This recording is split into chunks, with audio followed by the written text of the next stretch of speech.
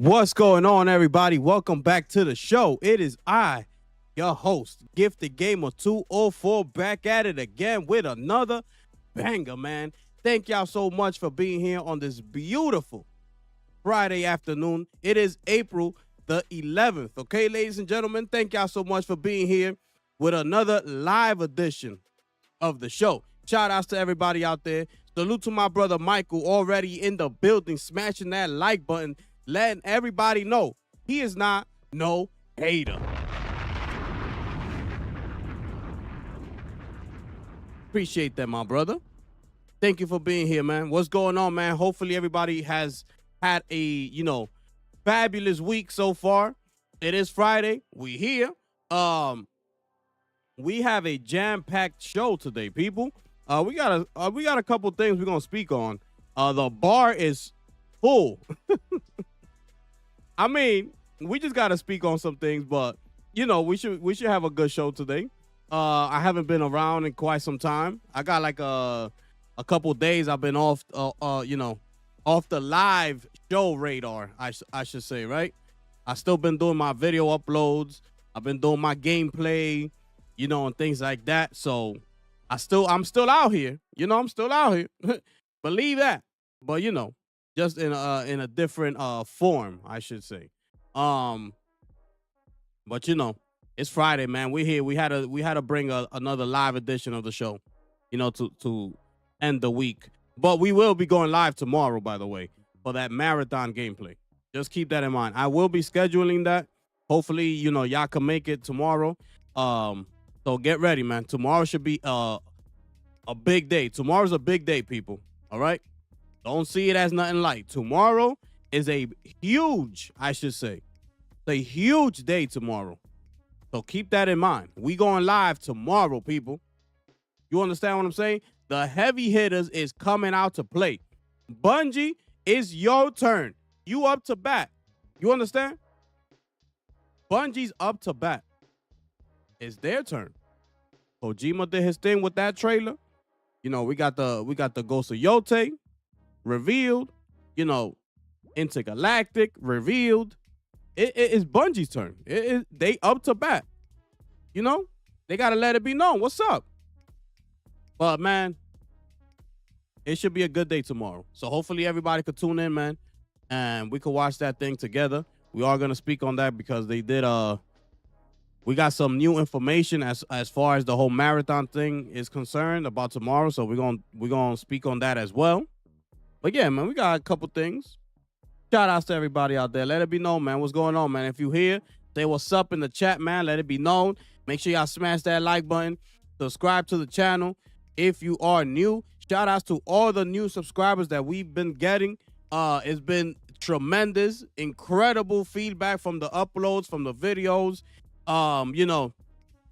That's why I kind of fell back, from the live shows, because I feel like I'm getting more, viewership, more support, more love, when I'm doing these video uploads, man. The video uploads been going crazy, They've been going crazy, man. Shout outs to all the new subscribers out there, man. Thank y'all so much. It means a lot. Hitting the like button as well means a lot, man. There's a video there that went crazy on the likes. Man, unbelievable, man. Shout outs to all y'all out there, man. But yeah, we usually give the show a couple minutes, let people come in, let the room fill in before we get the show, rolling on the road, people. So, I know people busy, a lot of people are at work and things like that. So, we give the people a couple minutes to start the live show, right? We're gonna be starting at around 1:20, right? We usually give them a extra 10 minutes, to do what they gotta do and try to make it on time, right? I don't want nobody to miss the show if they're trying to make it here on time. But yeah, man, what's been going on out there, man? I've been doing some gameplay. Yesterday I did a live gameplay showcase for Blueprints, which is the, the highest rated game so far of 2025. Beating out Split Fiction and the rest of them. It's at a 92 right now. So we did do a live gameplay yesterday. It's up on the channel right now. It's a great game, bro. 92? I don't know. That's something that needs to be revisited, right? Because you putting a 92 on that game, that means you're beating out Monster Hunter Wilds, AC Shadows. What's the other one? Split Fiction, the Kingdom Come 2. Like, you putting this game above all of those games that have come out and, you know, done damage out here. They've been phenomenal games. The rollouts of those games have been incredible. We all saw the rollout to Monster Hunter Wilds. Monster Hunter Wilds went crazy on its release. So did Split Fiction. So did Kingdom Come.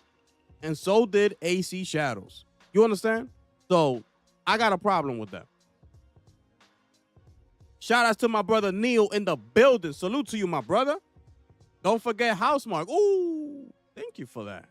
How could I forget about, you know, one of my favorites, Housemark, delivering, you know, my game of this generation so far in Returnal. How could I?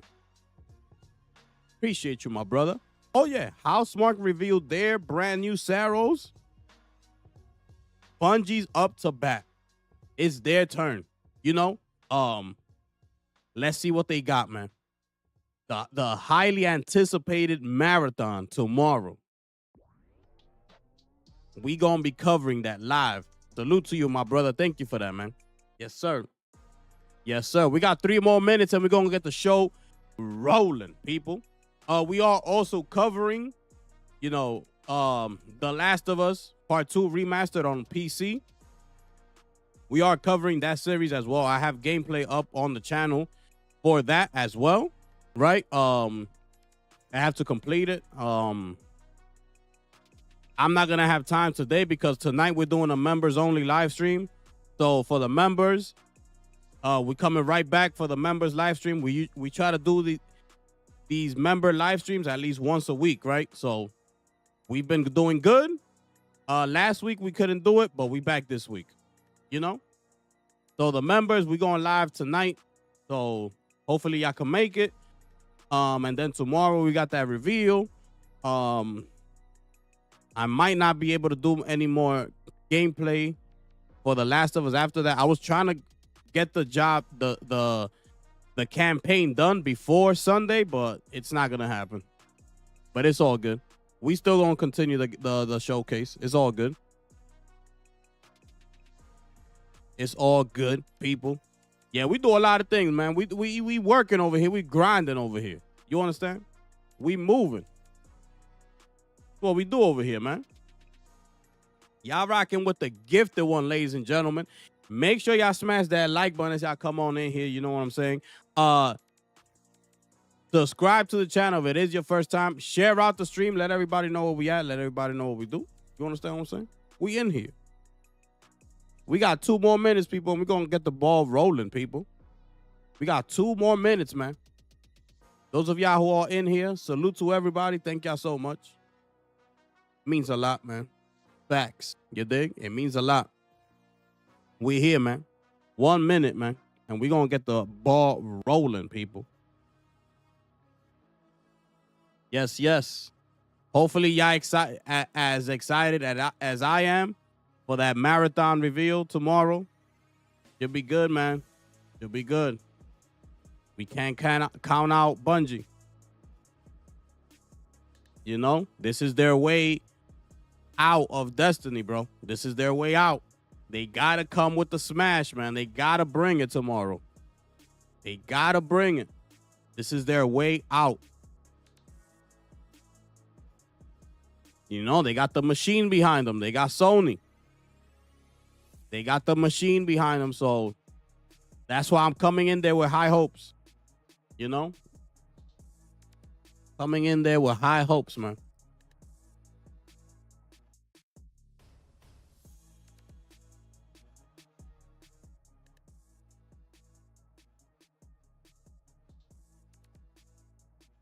All right, so it is officially 1:20. We're going to start the main show, ladies and gentlemen. Thank y'all so much for being here. It is I, Gifted Gamer 204. If you are new, please consider subscribing to the channel. Hit the like button, share out the stream. Let everybody know where we at. Let everybody know what we do. Y'all rocking with the gifted one. We also offer the memberships. It is pinned at the top of the chat right there. I suggest y'all go ahead and take a look at that. See what we offering. It's going down, people. Shout outs to everybody out there, to all the members, all the supporters. Thank y'all so much. Let's get on with the show, people, shall we? My goodness. So, y'all saw the title. Y'all saw the thumbnail. We're going to officially start off the show, people, with the main topic of today's live show. And here we go. So, we going over to pushsquared.com. And here we are, people. The time has come. There's a rumor that Gears of War could finally be revealed for PS5 at the Xbox Showcase. Oh, yeah, people. PS5 fans who spent generations itching for some active reload action on the DualSense may finally get their wish at the Xbox Showcase. As connected leaker Xtas1S says that he expects a bundle featuring the original Xbox 360 trilogy to be announced during the event. We've been hearing for quite some time that Marcus Phoenix is poised to make his PlayStation bow. And for the long-rumored Gears of War collection, looks like it'll be announced within the next couple of months. Presumably, this is all designed to get PS5 owners acclimated to the series ahead of the new game, Gears of War E-Day. Talkative Microsoft bigwig Phil Spencer has already said that his company will start showing off the logos of all the target platforms during its press conferences, so there will be no secrecy over which software is coming to Sony's system. Thank you, Mr. Phil Spencer. That is so kind of you. You understand? Like, my goodness. While Xtas1S implied that he's expecting a few surprises from the show, he believes other featured titles will include Ninja Gaiden 4, the often discussed Persona 4 remake, and maybe even Hollow Knight Silksong, although he's less confident on the anticipated Team Cherry title.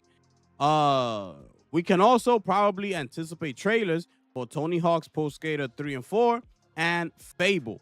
While we know first-person RPG The Outer Worlds 2 will close out the event. So obviously so much has changed with Xbox over the last year, and a bit that this show will almost certainly be very relevant to PS5 owners, as we're expecting very few all-out exclusives from Microsoft moving forward. Okay, so that's it right here, right? So this is the big news coming out of Xbox. And another thing, real quick, could we expect something from Starfield? This is another game that has been, heavily rumored to be crossing over. We all know it's coming to PS5, but will they finally announce it at this year's, showcase, right? This game needs a revival, but Bethesda needs to come up with a much better DLC. So remember, it was rumored a couple of weeks ago that we brought that here, that they said that this game was already supposed to be on PS5. The only reason it's not on PS5 just yet is because of the score that it got for that DLC Shattered Space on the Metacritic, which got like a 57 score, I believe it was. So, they pulled the plug on it and they said, yo, we can't do it. Let's pull back. Let's draw up a new game plan and let's see what happens, right? But this game was supposed to be on PS5 already. So, what are they going to do with this one? I believe that, Starfield as a game, to me, needs to be, that new DLC that they coming out with to cross over to PlayStation needs to be an absolute banger in order for it, to do big numbers on PlayStation. Because we're all in the gaming news and we all saw the score that the Shattered Space got. They come in with another DLC like that, it's not going to go too good for them. I'm telling you right now, it's not going to go good, right? This game was supposed to be so much better than what it is right now, with a bunch of empty planets with nothing to do, you know? So let's see what they have to say about this game. I haven't heard anything about it, but hopefully they've been working on the next DLC and they get to show it off at this year's showcase, and they get to show off finally, coming over to PlayStation and things like that, right? But, that's what Starfield. Let's stick to the Gears of War collection, right? Another thing that was said was that Microsoft this year's event will be digital only. It is not going to be. They're not gonna have a fan fest, right? So no theater like experience, nothing like that. Digital only. So this is another thing that Xbox was also saying about it, was the fact that they're not doing it this year, due to the fact that when they mention these titles, they are now going to start showing off the PlayStation logo. Like Phil Spencer said, they don't want to have that confusion anymore. So Xbox gamers out there, pay attention. He's speaking directly to you. Like, I don't understand why y'all keep guessing. Is that one going to? What are you talking about? Is that one going to? Of course it is. There are no more red lines. Do you not understand what that means? He said, thou shalt not. You understand what that means? That's it. It's over. The games are going to PlayStation. So guess what? He knows the type of feedback that's going to get if he had a fan fest this year. So this is telling us that we're going to see a bunch of games on that showcase that's going to have the PlayStation logo on it. It's not going to go good. It's just not going to go good. He knows they're going to hear a lot of boos. They might even start throwing stuff on stage. These especially Xbox gamers, right? These people are like they roll like a coat, sort of. Like they're these type of fans that are so deeply in it. It's like once they start seeing things like this happen, it's like it's gonna break their hearts. It's like, how could they? My goodness. So they're gonna feel some type of way. They're gonna feel some type of way. So woo. And shout outs to my brother. You understand what I'm saying? We dropping a bomb for my brother C Fresh. My goodness. Finish him. He coming up in here locked and loaded, ladies and gentlemen. Salute to you, my brother C Fresh, becoming an official sponsor of the show, people. Welcome to the Gifted Academy, ladies and gentlemen. My brother C Fresh walking up in here like Don DeMarco. Salute to you, my brother. Welcome to the Gifted Academy. We doing a members live stream tonight, my brother. Hopefully you can make it. And vibe out for a little bit. It's all good if you can't, but just know, man, we doing a live stream tonight for the members only. You're more than welcome to come. You are the newest member of the family. Shout out to you, my brother. Hope you're doing good, bro. And thank you for that, man. It means a lot, bro. Yes, sir. It means a lot, my brother. Yes, sir. Y'all throw some fire emojis for my brother C Fresh becoming an official sponsor of the channel, man. Facts. You understand what I'm saying? This is what we do up in here. You heard? He see me out here grinding. He see me out here grinding. I'm outside. Shout outs to you, bro. So yeah. Get ready. That's the reason they canceled the Fan Fest this year. Is because they know that they're going to get a bunch of people booing on stage. It's not going to look good on camera. It's just not going to go good. So they say, you know what? Let's just cancel the thing. Make it all digital. That's whatever. That's it. Those days are over, bro. I'm telling you. If you're an Xbox console gamer, get over it. Those days are over with.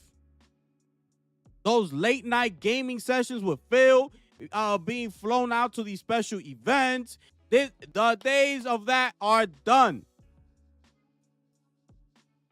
Move on with your life. what you gonna do?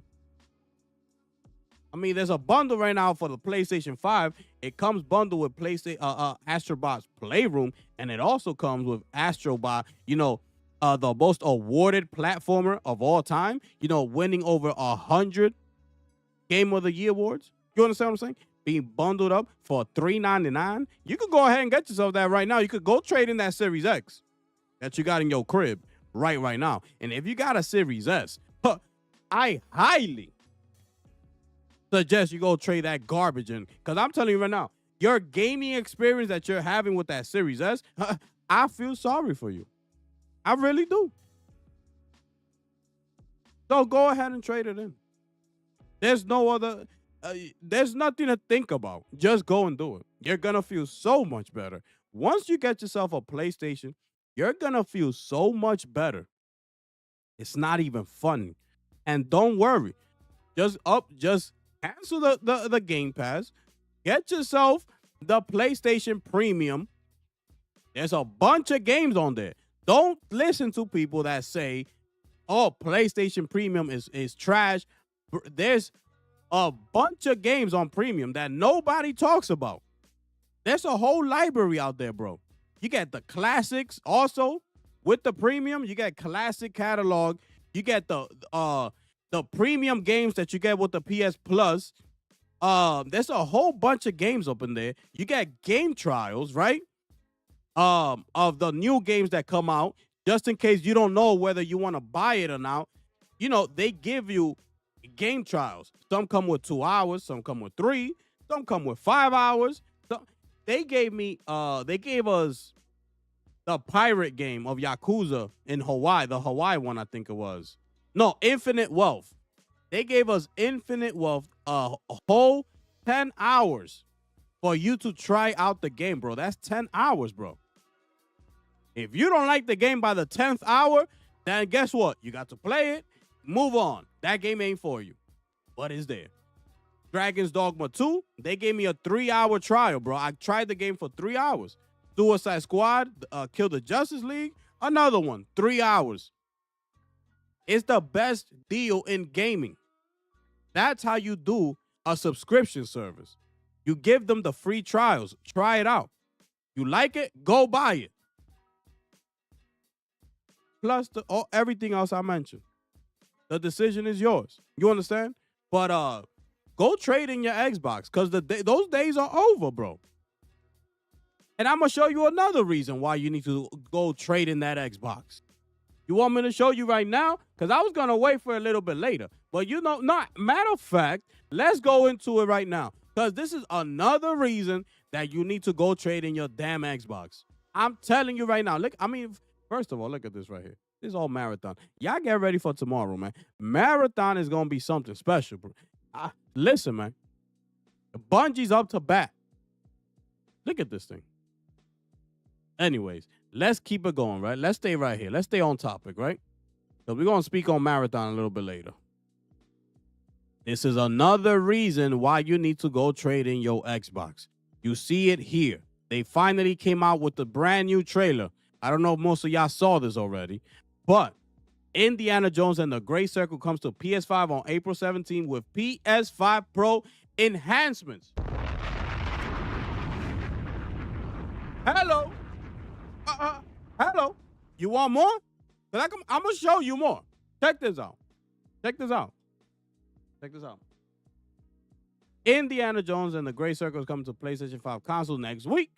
Set between Raiders of the Lost Ark and The Last Crusade, Indiana Jones and the Great Circle is a first-person single-player adventure that will take you all over the world, uncovering clues and solving an ancient mystery. Your journey will take you from the hallowed halls of the Vatican and the arid deserts of Egypt to the lush and sunken temples of Sukhothai and the frigid peaks of the Himalayas. This is telling you if you get the set to launch 2 days early if you pre-order the premium edition, okay?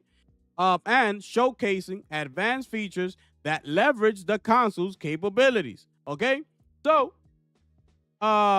these people are so excited, bro. It's not even funny, bro. You get the full DualSense controller features, all right?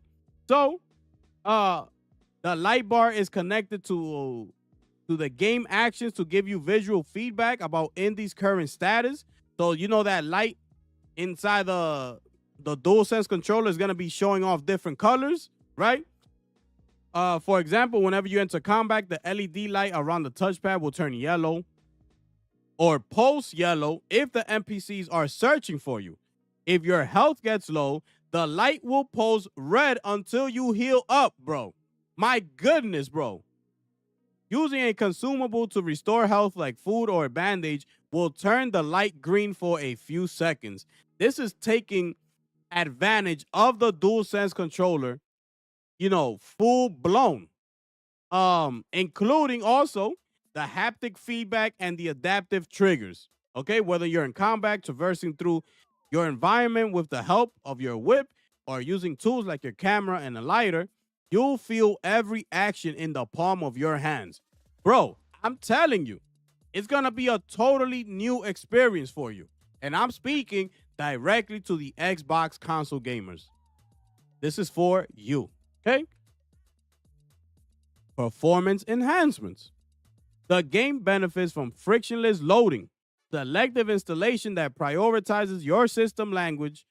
Other languages can be installed separately, and SSD optimization, ensuring a seamlessly experience with faster streaming and loading. The Great Circle also takes advantage of the PlayStation 5's advanced CPU and GPU capabilities to achieve a stable 60 frames per second with high quality resolution. Oh, we're going to keep going, people.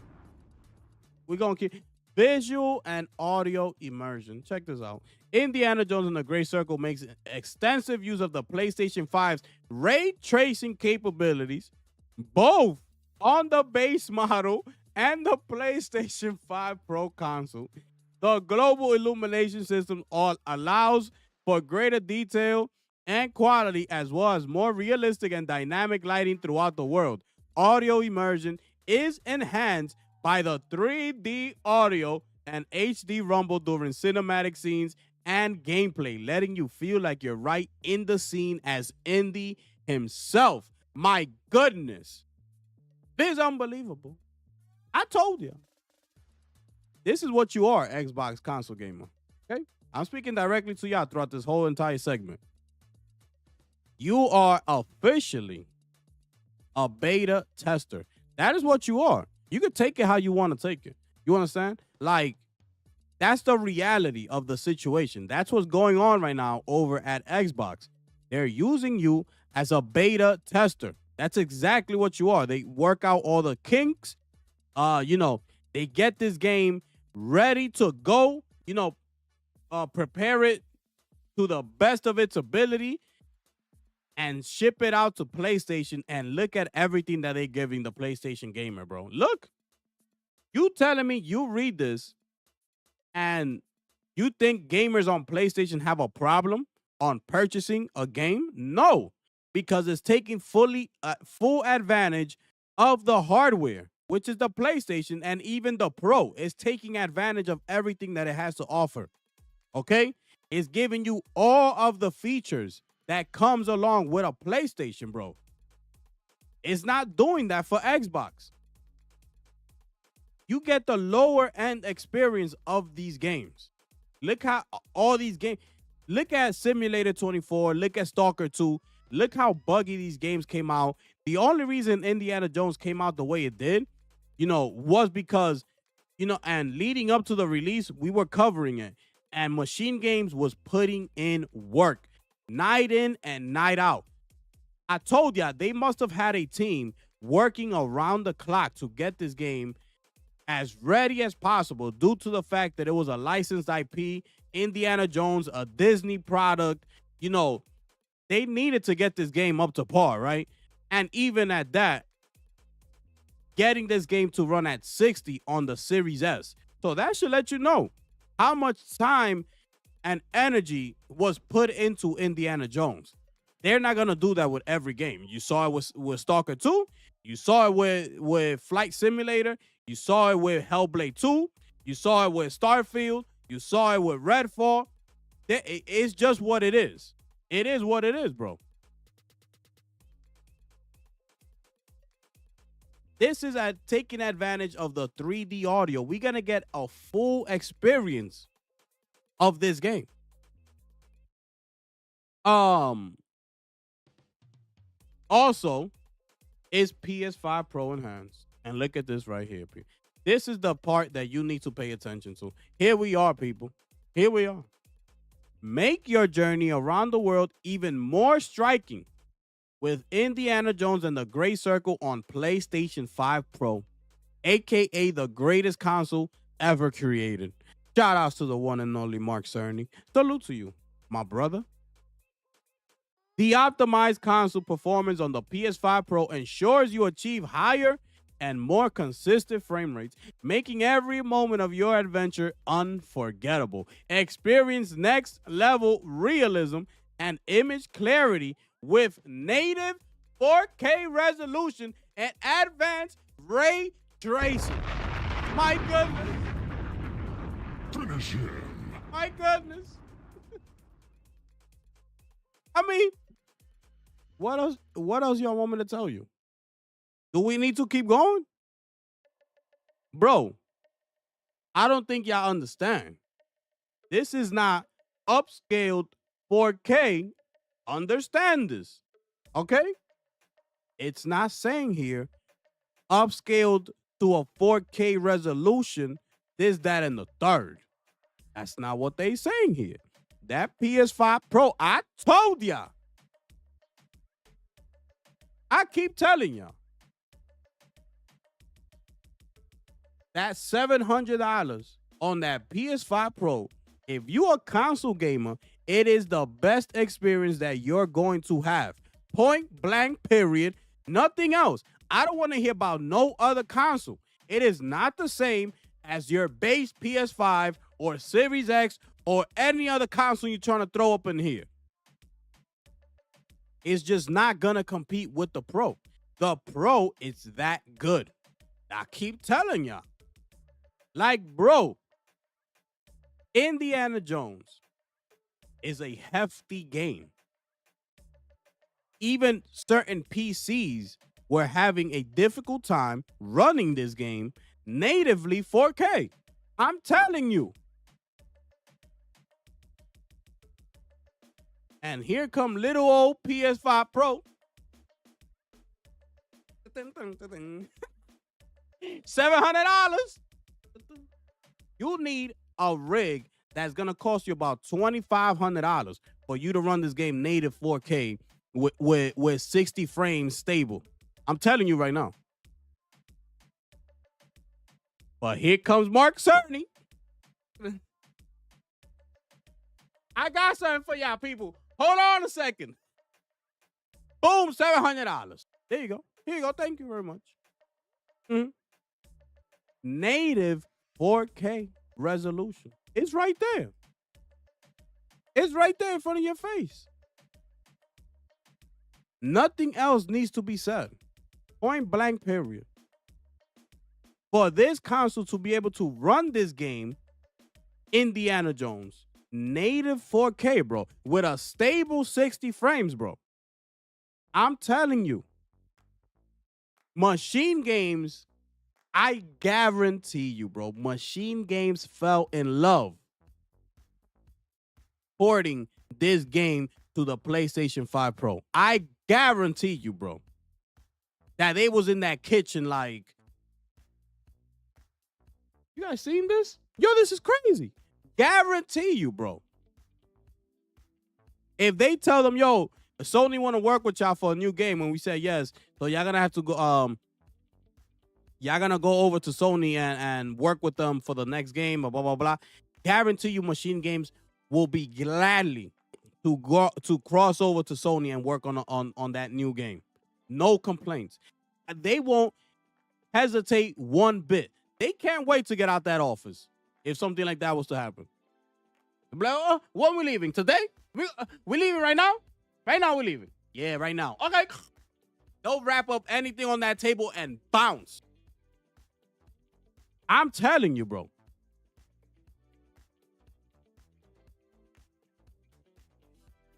A native 4K resolution really is the best way to appreciate the level of detail the team at Machine Games has poured into every corner of the world, says Jennings.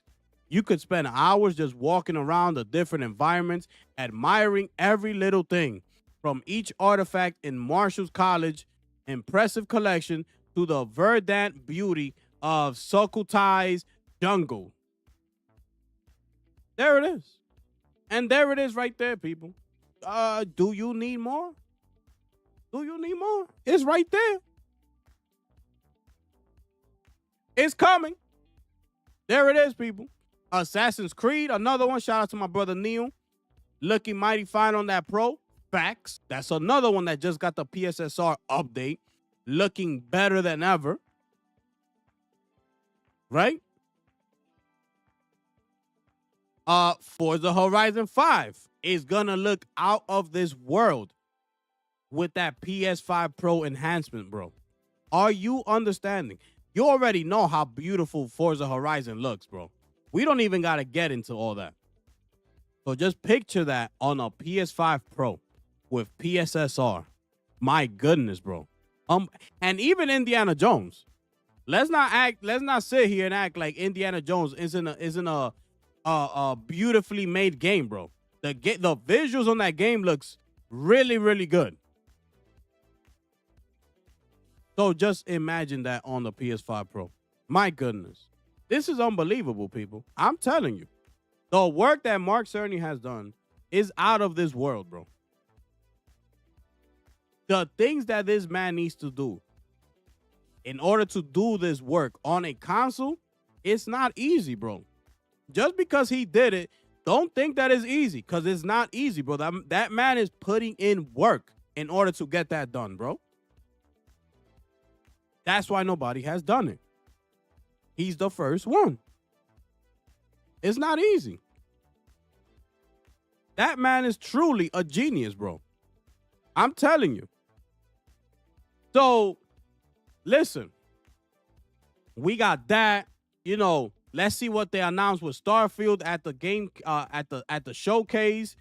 And prepare yourself for the Gears of War collection being announced this year and crossing over to PlayStation. Right? Just prepare yourself for it. It's coming. Listen, man. You're gonna take it how you gonna take it, but it's looking ugly out there for Microsoft. I'm telling you right now. It's looking ugly. So get out of there while you can. If you got some good trading prices over at GameStop and things like that, go ahead. Go try your luck. Go see what's out there and trade it in, bro. I'm telling you, bro. That Game Pass, if you've been a Game Pass subscriber for over 4 to 5 years, you're pretty much done with the games on Game Pass. You're done with it. There's nothing really much there for you to play. You've went through all those games already. So, and these newer games that are coming to your platform, you know, you're not getting the best experience out of these games, bro. Like, if that's something that you're okay with, that you don't care, you just want to play and move on, then fine, right? But I'm telling you, you got to get out of that mindset. That's like you telling these PC gamers, oh, 4K. And they're like, nah, I'm good with 1080p. I'm good. Like you're limiting yourself, right? So oh yeah, I'm good. I'm good with 1080p. Yeah. Then you go and try out 4K and you're like, my goodness, this is what it's like? 4K with 60 frames going crazy on the screen? Like, what? Yeah, it's that right there. Because you're limiting yourself. So you're actually, you know, the hobby that you're saying that you love, you're not doing that hobby to its full potential. You're doing that, you know, at minimum settings. That's how you playing your favorite hobby. Minimum settings. 1080p. Because you don't want to take it a step further. You don't want to waste more money and upgrade and get a better rig and get a 4K because PC gaming is not about 4K, this, that, and the third. A whole bunch of excuses. Until you finally, try it out and test it out. And then you'll be like, my goodness. And you're like, yeah, I've been trying to tell you.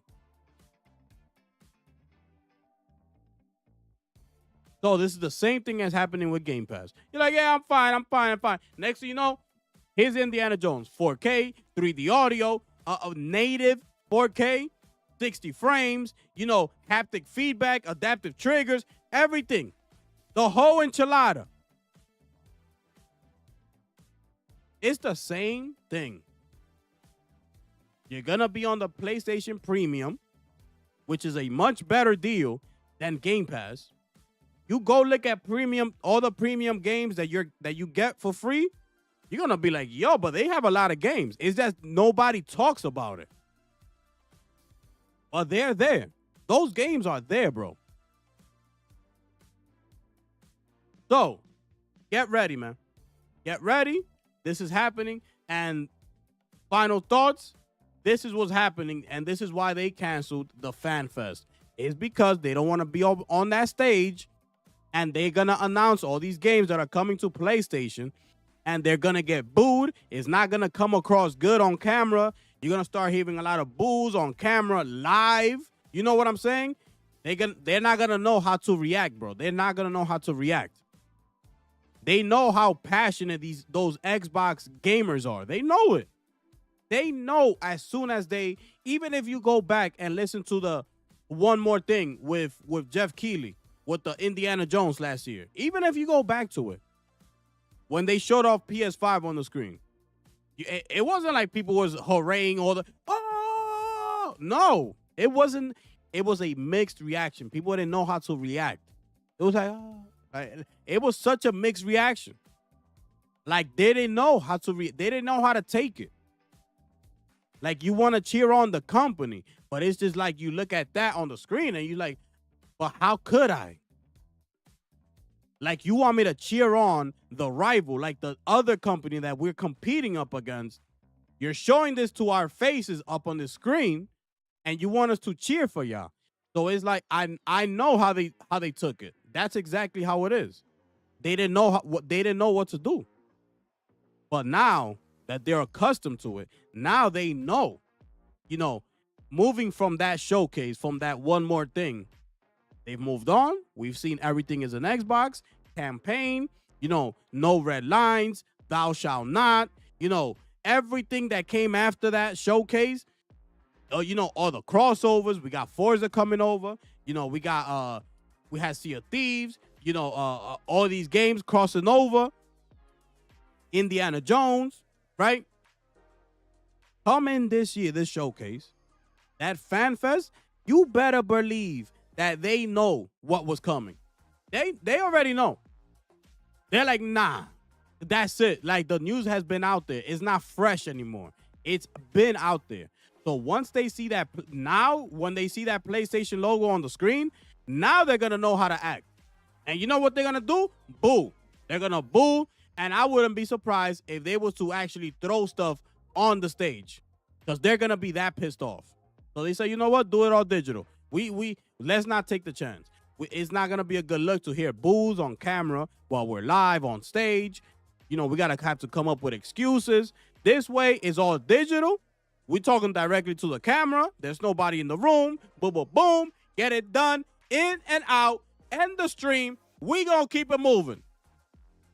Take it how you want to take it. That's exactly how they thought. And that's why they're doing it. Do not look at any other excuse. Oh, it's because the budget and, it's going to cost too much to rent out the space and do this, the cameras, the lights. Don't believe none of that, because they didn't have no issues at doing that all those other years. But now coming into this year, now you got an issue. It just so happens to be the year that you decided everything is crossing over to PlayStation. That, it's too expensive now. Don't believe that. Shout outs to Diana stepping up in the building, ladies and gentlemen. Thank you so much for being here. Gaming is good right now. I'm so pumped for GTA 6 and Mafia. Oh, facts. But yeah, That's just to wrap up this little segment right here. That's what's happening. All right, that's what's happening. That's why they canceled it. Xbox console gamer, it's time to move on. Okay, I'm sorry to break it to you. It's time to move on. So, and one other thing on about Microsoft, right? This is just the latest, right? Those of y'all who was with me a couple streams ago, remember I brought you this news initially, right?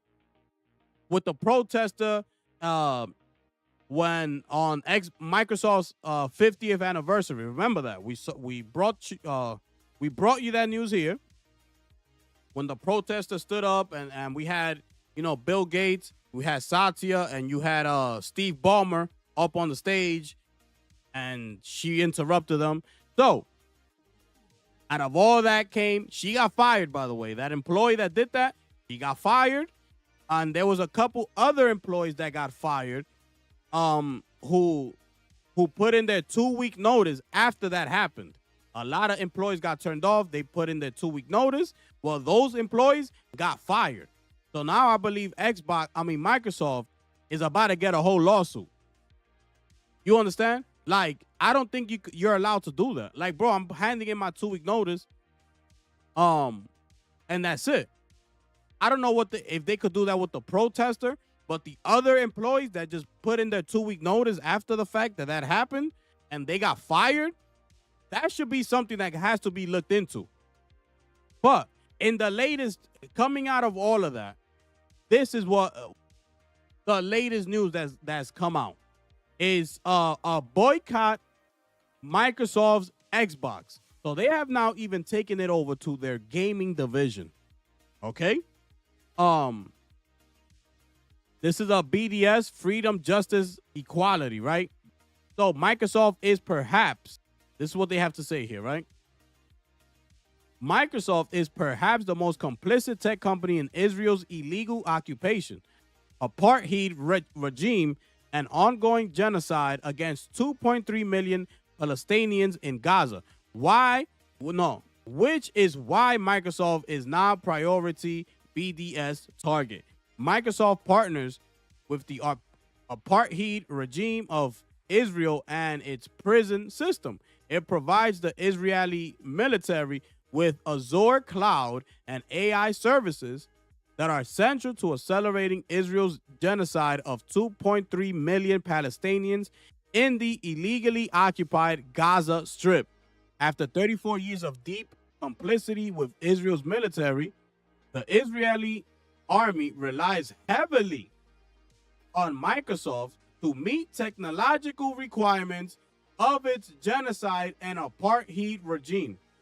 The BDS movement is calling for people to pressure Microsoft with divestment and exclusion from contracts whenever feasible. We also call for boycotting Microsoft gaming products with the following options as tiers of engagements. Bro, number one, numero uno, ladies and gentlemen, here we go. Cancel your Xbox Game Pass subscription. Oh, this is right here. This is number one. This is what they're telling. Number one on the list, ladies and gentlemen. You can go ahead and cancel that trash Game Pass subscription that you got. Go ahead and do it. Go ahead. Second on the list, ladies and gentlemen, boycott Candy Crush, Minecraft, and Call of Duty flagship video game franchises owned by Microsoft. We should be dropping bombs. I'm sorry. We should be dropping bombs. I'm sorry. Let's drop another bomb for that number one. Canceling, your Xbox Game Pass subscription. Unbelievable, people. Unbelievable. And third, we have here, ladies and gentlemen, boycott all Microsoft gaming products, including Xbox branded consoles, headsets, accessories, and all games published by Microsoft-owned publishing labels, such as Xbox Game Studios, Activision, Bethesda, and Blizzard.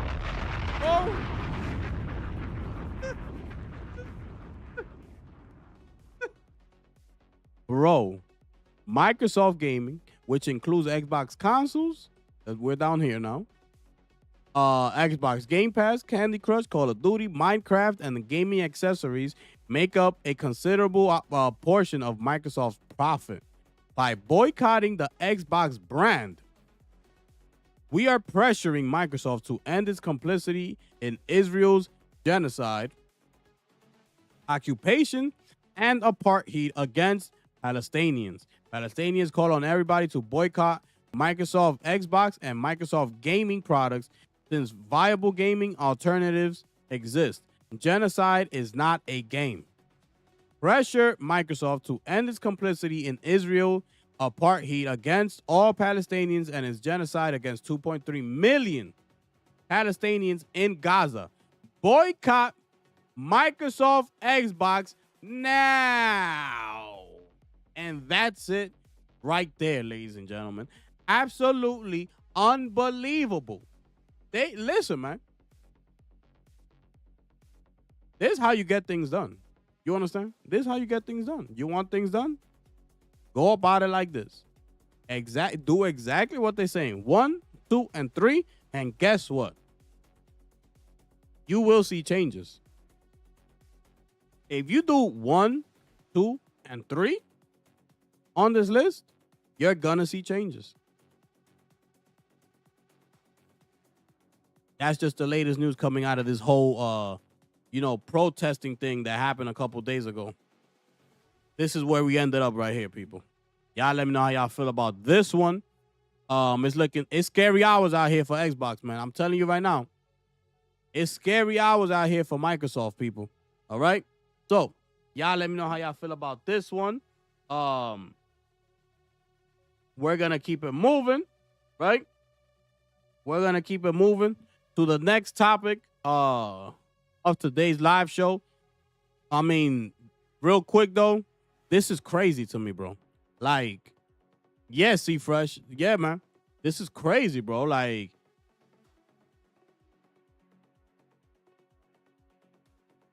because I don't like to get into politics and things like that. That's why I'm having such a difficult time, like, discussing it and things like that.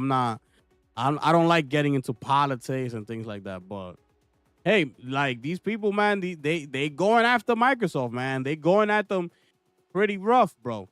And they see that, the gaming division is one of their, top money makers within Microsoft, which is why the culture vulture himself, Satya Nadella, when he took over, decided to infiltrate the gaming division. He looked at the spreadsheet and he said, let's tackle the gaming division. I see a lot of growth over there. Things are looking up in the gaming world. So let's go over there. Let's infiltrate and let's do what we got to do. Go buy up Activision and go do all these moves over here. Go do what you got to do. AI, all that, right? So, we've heard it from Steve Jobs in the interview that I brought to y'all a while ago, I believe it was last month. Remember, I brought you that interview as well, when Steve Jobs was calling them out even back then, right? That was years ago that Steve Jobs was out here talking like that about Microsoft and Bill Gates. So, this is nothing new when it comes to Microsoft. This is nothing new. They've been doing this. They've been on it. So, if you do steps 1, 2, and 3, guarantee you that Microsoft will start moving differently. It's guaranteed. I'm not even guessing, bro. It's not even guessing at this point. It's a guarantee that they're going to start moving differently. So, the decision is up to everybody, man. Listen, they're just letting you know what's going on out there. They're letting you know this is what Microsoft is doing. This is what they're investing their money in, instead of investing their money into making better games. Into making better games, which they have not done so since the 360 days. These people have done absolutely nothing for the gaming industry. Nothing. I don't care. They haven't done nothing. That's why I don't praise Nothing that they do because they don't deserve it. For what? You come out with one good game, Indiana Jones, and it's not even your IP, by the way. And all of a sudden, these people want people to just praise Microsoft and tell Jeff Keighley to move the Game Awards to January because games like Indiana come out too late and they not able to make it to the Game of the Year nominee. All of a sudden, like, yo, it don't work like that. How about you come out with back to back? How about you do that? And better yet, how about you 3P? Come out with 3 bangers back to back to back. And then maybe we could start talking. You don't just come out with one hitter quitter and all of a sudden you want people to come up in here, yo, your Xbox is back. It don't work like that. So, instead of these people putting all this money, resources behind, what they're actually supposed to be doing to bring more value into that Game Pass, which seems to have hit a stall and nobody wants to, subscribe to it. People subscribe and leave it all the time. They don't have that steady, player base over there. The numbers go up and down all the time. Instead of putting money behind these games and say, look, this is why you should subscribe to Game Pass. Do you see this game? Do you see Redfall? You see how amazing that game was? And Starfield, we brought you the game of the generation. We told you it was going to be that, and it was that, right? So subscribe to Game Pass. There's more to come. Hellblade 2 is coming. Remember that. Hellblade 2, we got it. It's coming now. It's coming out next year. Oh, yeah, we got Indiana Jones. We got Stalker 2. We got Flight Simulator. It's coming, people.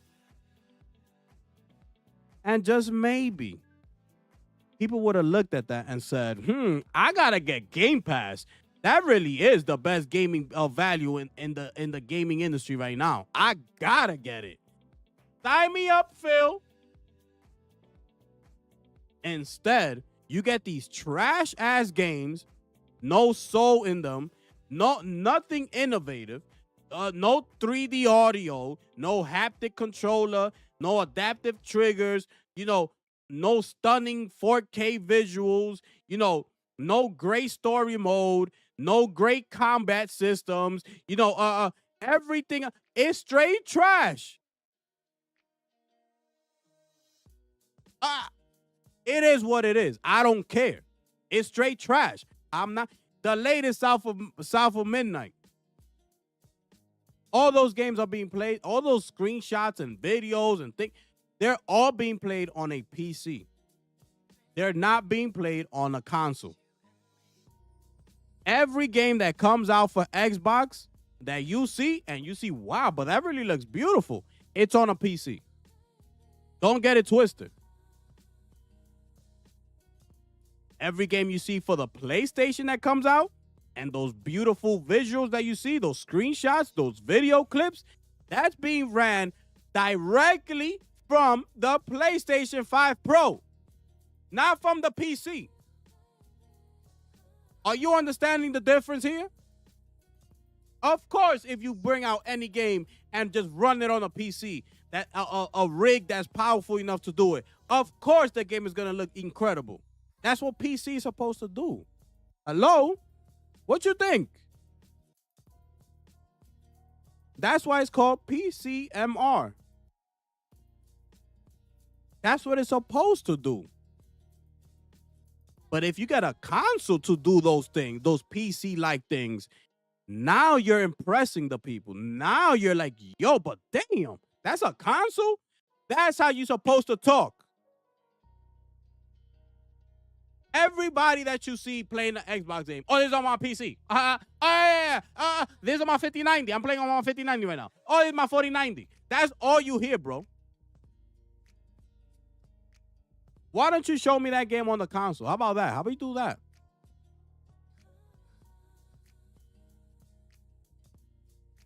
They try to make it look as beautiful as they possibly can. You saw it with Avowed. You see it with all of their games because they have access to it on their PC. So they're Team Green. So their job is to make that game look as incredible as they can. And the only way to do that is by playing it on their PC. Let me get up my 4090. Let me boot up the game, bring the visuals up, bring the frame generation, bring it all, and let me showcase it. Look at what Xbox has created. South of Midnight. My goodness, this game looks beautiful. Well, duh, you're playing it on a damn 4090 for crying out loud. Duh.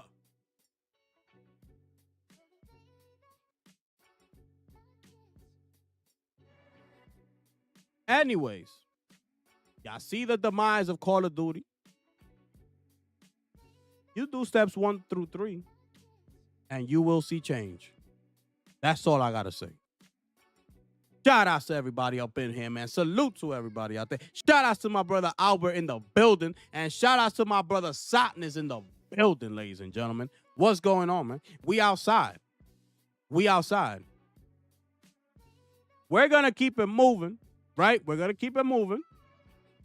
We crossing over to VGC.com. You know, we still covering Nintendo. Nintendo is the hot topic right now. We still covering Nintendo. So, we got our boy, though. You understand? We got our boy Sean Layden in the building, people. Talking about if it's the only place to play Mario, you buy it. Excuse me. I think people forget. Former PlayStation boss reacts to $80 Nintendo games. Shout outs to our boy Sean Layden up in the building. You know what I'm saying? Former PlayStation executive Sean Layden has said that Nintendo's first-party IP is strong enough to mitigate the sticker shock of $80 games. Layden, who was chairman of the company of Worldwide Studios Group when he left Sony in 2019, recently appeared on the Player Driven podcast to discuss, among other topics, the Nintendo Switch 2.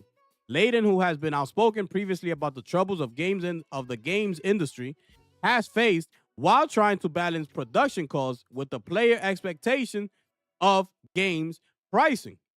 Shared his thoughts on Nintendo's decision to price the Nintendo Switch 2 game above $70. This is what he had to say. They poked through the ceiling of price elasticity and where we thought none existed before, Layden said. Recently, it went to $70 and people went crazy. I think Nintendo's pulling the Band-Aid right off and saying, look, looks like it's $80 for a frontline game on the new platform, right? Layden also discussed how Nintendo leverages its IP to negate some of the negative reactions to increase in price. He says, but right here you see, wow, that's kind of a hefty price hike from the Switch 1 to the Switch 2. Wow, $80 for a game? If it's the only place you can play Mario, then you get your wallet out and you buy into it. That first-party exclusivity kind of mitigates the sticker shock, if you will, of these price hikes because you want to content so bad. So far, Nintendo has confirmed the price of 3 games for the system, with the launch of game Mario Kart World costing $80, Donkey Kong Bonanza costing $70, and the Nintendo Switch 2 Welcome Tour costing $10. Nintendo revealed more information about the Nintendo Switch 2 last week. The system was announced to cost $450 in the US, with a Mario Kart World Bundle set to cost $500. This has been thrown into question somewhat after Nintendo announced it will delay pre-orders for the system due to the economic turmoil of the U.S. President Donald Trump's sweeping tariffs. In the UK, the system will cost $395.99, with the Mario Kart World Bundle costing $429.99. In Europe, the system will cost $469.99, with the Mario Kart World Bundle costing $509.99. In Canada, the system will cost $629.99. Yo, oh, with with the Mario Kart World bundle costing $699.99. My goodness, people. Bro. Yo. Alright. So, yo, these people are incredible, man. Anyways, shout out to Sean Layden, man. Listen, man. Once again, exclusivity matters. You understand? That's exactly what he's saying. You want to play Mario? You gotta buy. You know, in the words of our boy Paris out there, you want to play Mario Kart World? You better get yourself a Switch too. You want to play Donkey Kong Bonanza? You better go get yourself a Switch too. Oh yeah. Oh yeah. But anyways, right? He's letting it be known that, you know, with these IPs, Nintendo could get away with it. Okay? Nintendo could get away with it. And if you don't believe Mr. Sean Layden, okay? Where we at? Let me see something. Where we at? Where did I put that at? Oh, here we are.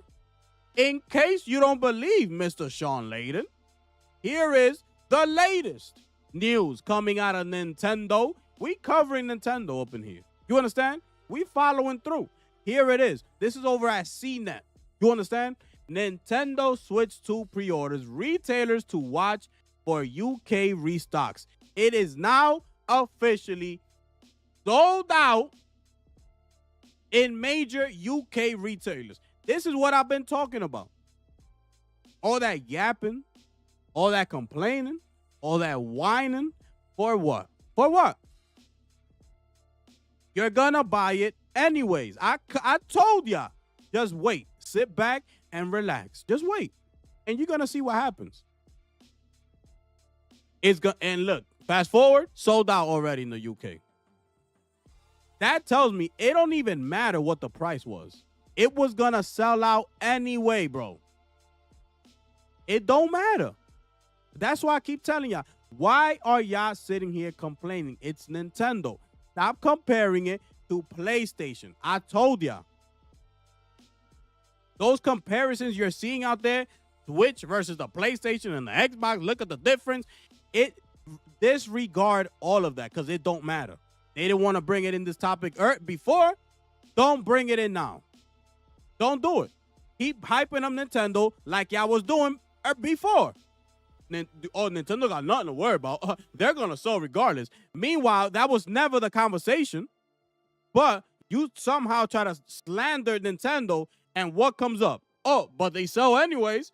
Who's asking you about sales? I'm asking you about innovation, you know, technology, their games being so outdated, everything. That's what we're talking about here. Why Nintendo's not being called out? Oh, because they make money. Okay, so let's leave it there then, right? That's what y'all said before.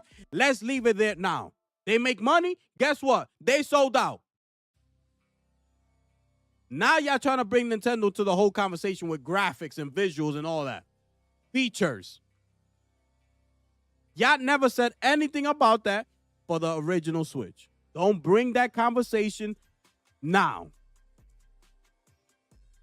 It's not working for me. I'm sorry. It's not working for me. I already told y'all. All I want, before the Switch 2 was announced, remember that people were saying they were okay if it didn't go up to 4K. Remember this. I'm okay if it's only 1440p at 60. I'm okay with it. Nintendo's going to sell. It don't matter. Blah, blah, blah. This, that, and the third. I'm realistic. I'm looking at Nintendo, and if it's only 1440, 60, I'm good. Blah, blah, blah. This, that, and the third. I hope y'all remember that. Because I do. I was the one of the few that was out here talking about, well, I'm not. They better be out here doing 4K 60 frames. I never said, you know, 4K as far as PlayStation is, right? With these cutting edge graphics, UE5, you know, and all these engines, right? No, that's not what I said. Do your Nintendo thing. Stay with the graphics that you're known for. Of course, you can't go away from that style because that's your whole business. How do you expect Nintendo to grow out of that and shift over and now all of a sudden become this cutting edge graphics Nintendo, UE5 using UE? Like, no. I said 4K, 60. Keep it your style though. Keep it cartoony, keep it for the kids, keep it that way, but just make sure it's 4K. Because I'm not okay with 1440 in 2025, 60 frames just because it's Nintendo. I was never okay with that. And I said, if they do that, I'm going to come out here and I'm going to let it be known. So they better come out here with 4K because they're going to hear my mouth. Fast forward. They did exactly what I wanted them to do. 4K, 60. You want more? 1080p, 120 frames. I'm good. That's all I asked for. That's it. I don't care. They brought it up to date. 4K. This is where we at. We've been at 4K for years now. Nintendo, had to do this. They didn't have a choice. If they would have came out here 1440, I would have went off. So, I told y'all, sit back and relax. Everything is going to fall into place. And here we are, already sold out in the UK. It didn't even matter the price. You think these people out there care that they're going to have to pay $70 for that Donkey Kong? You think they care that they're going to have to pay $80 for that Mario Kart World, which is going to be tremendous? You think these people care? You think, wait. Where was I? You think these people care if Mario Kart World is $80? I told y'all, if you trying to get a Switch, which we all trying to get a Switch, you see the price went up, just save up more money. Don't buy it at release. Don't buy it, at launch date. You don't need to buy it at launch date. We all have other systems. It's not like we're missing a system at home. I keep telling you, just relax. You see that it went up a couple bucks more? Wait. Save up those extra dollars that you're missing. And when the time's right, go buy it. Why you got to be complaining about it? You don't get to tell a company how they should market their product. That's not your job. They could do whatever the hell they want. It's their company. You wouldn't want somebody to tell you how to run your company. You're going to say to yourself, well, what are you talking about? It's my company. I do what the hell I want to do. If I want to price it at 80, I'm going to price it at 80. Rightfully so. Right? Why? Because it's yours. It's your company. You own it. You got a problem with Nintendo? Don't buy it. That's just the bottom line. Don't buy it. And don't rain on other people's parade when they decide that they don't care, they have a different opinion from you, and they want to go ahead and buy it. That don't mean you got to be a hater and be like, oh, look at this guy buying $80 game for Nintendo when it's not. What? That don't mean you need to be a hater. You decided you don't want it. Go over there and go keep doing what you do. Hello? Stop calling for this gaming community camaraderie that everybody needs to do this, come together. I don't want to hear none of that. Because the gaming community, it ain't that. And it will never be that. There's too many people being bought out. There's too many people that just think only about their specific channel, nobody else's. Even if they got in high positions, they got millions of subscribers, 100,000, 55,000, like these bigger channels, things like that. They only worried about their channel and their branding only. There's never going to happen. No camaraderie up in here. No gamers get together. Let's let Nintendo know that we letting our our supporters in each and our channels know, to say no to Nintendo. We don't want $80. We don't want $500. That's not gonna happen. So I don't want to hear nobody coming out here talking about, I don't want to hear none of that. Because you're never gonna see it. Everybody's in their own lane, doing their own thing, doing what they gotta do for their brand, their channel, their audience, and that's all it's gonna be. And that's all it's ever gonna be. People getting bought out, by Team Green, going capping all hard for a Team Green who don't even care about them, who don't even pay them. And you think that they're going to somehow come together with the rest of the content creators and gamers out there to put a stop to Nintendo and this, that, and the third? Absolutely not. And if that was to ever happen, I will come up in here. I'll be the first one to be like, yo, I'm sorry. I was so wrong. I didn't know y'all could come together like this. Damn, we got we got heavy hitters, coming together. Even with the smaller channels, like we all came together and like put a stop. If that day was to ever come, I promise you, I will come in here, and if they could put me on camera, I'll say I'm sorry to all of them individually. I'm sorry. But that ain't gonna happen. So guess what? You either down with it or you not. You don't like the $80, don't buy it. You don't like the $500, don't buy it. Keep it moving.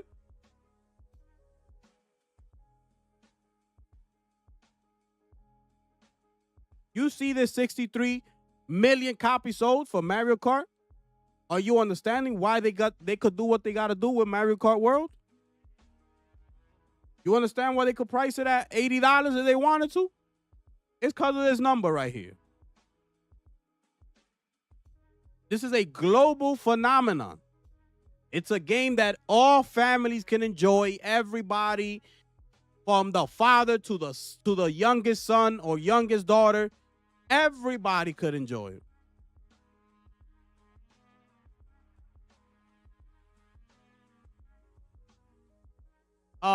Where was I? I don't even know where I was.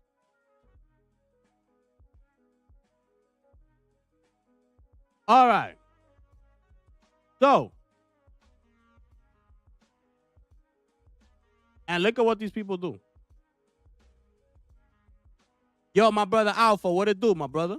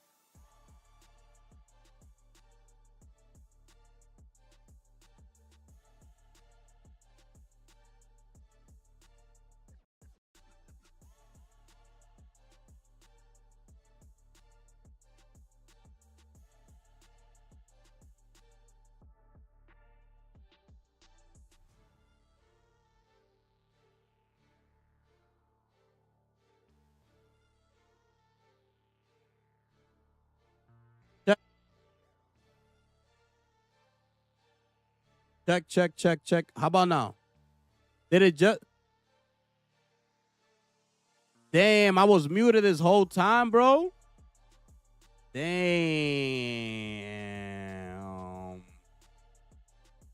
That's crazy, bro. Dang, y'all should have been told me that, bro. I would have been fixed that problem, bro. That should have been told me that. Damn. So y'all missed my whole rant. I was going on a rant, bro, like these last 5 minutes. Yeah, y'all know y'all can't miss out on those legendary gifted rants. So yeah, no analog triggers for the Switch 2, right? Y'all let me know how y'all feel about that one. Listen, man. So the last 5 minutes, you know, it is what it is. You either with it or you not with it, right? So what I was saying, just in case y'all didn't hear me, right, was basically, don't bring Nintendo into the conversation now and try to compare it with PlayStation and Xbox. And that's not what Nintendo was. That's what y'all said Nintendo wasn't. So now that they decided to finally have 4K, now y'all want to start comparing to PlayStation. Like, don't do it, bro. Just don't do it. That's not a good look, bro. Y'all was out here capping hard body for Nintendo when people were trying to, you know, call them out and things like that. Y'all just keep bringing up Nintendo sales. That's all y'all do. It don't matter. Nintendo gonna sell. It don't even matter. Okay, so keep that energy then. All you care about is Nintendo sales, then keep that same energy. Come into the Switch 2, and guess what? Nintendo, fast forward, we look at the UK pre-orders, sold out. So keep that same energy.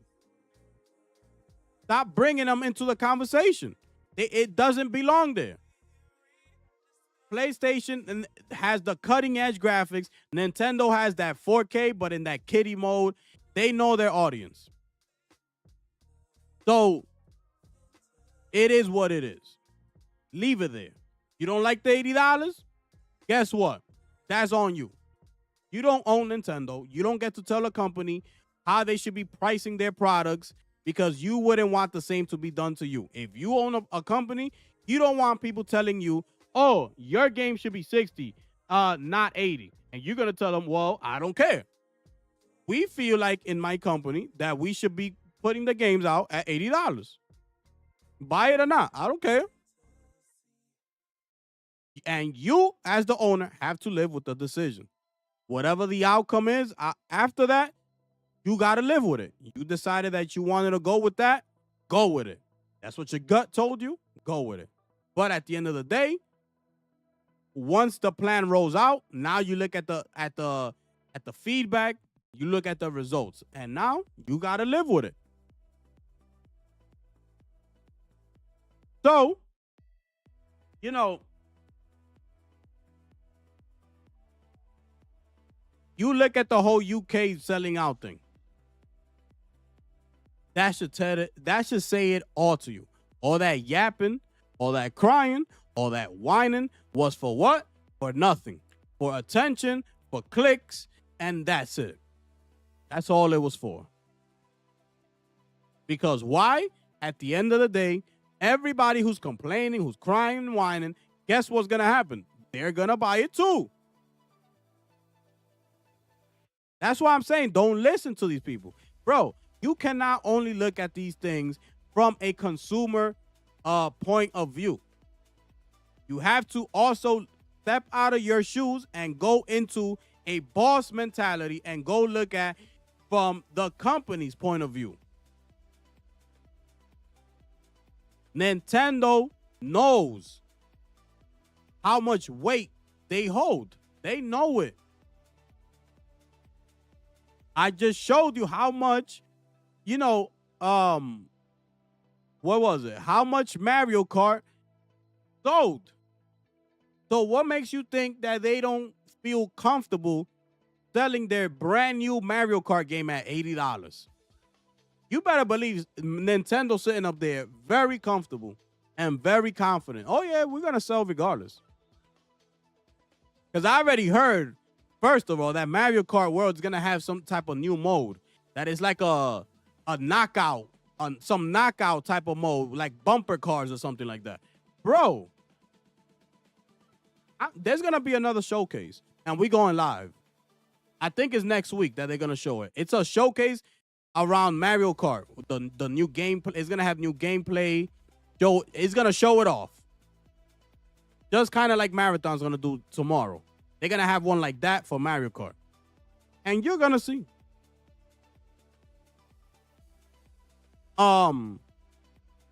You know, the hardcore gamer out there that's within the news, up to date, they don't think about you as they're making these products. You know what? You know when they thought about you when they were making the product? The PS5 Pro. And they clearly came out and said it. This is for a particular group. We know it's not going to sell as much. This is not our main console. We're not expecting, 65 million copies sold. That's not what we're expecting.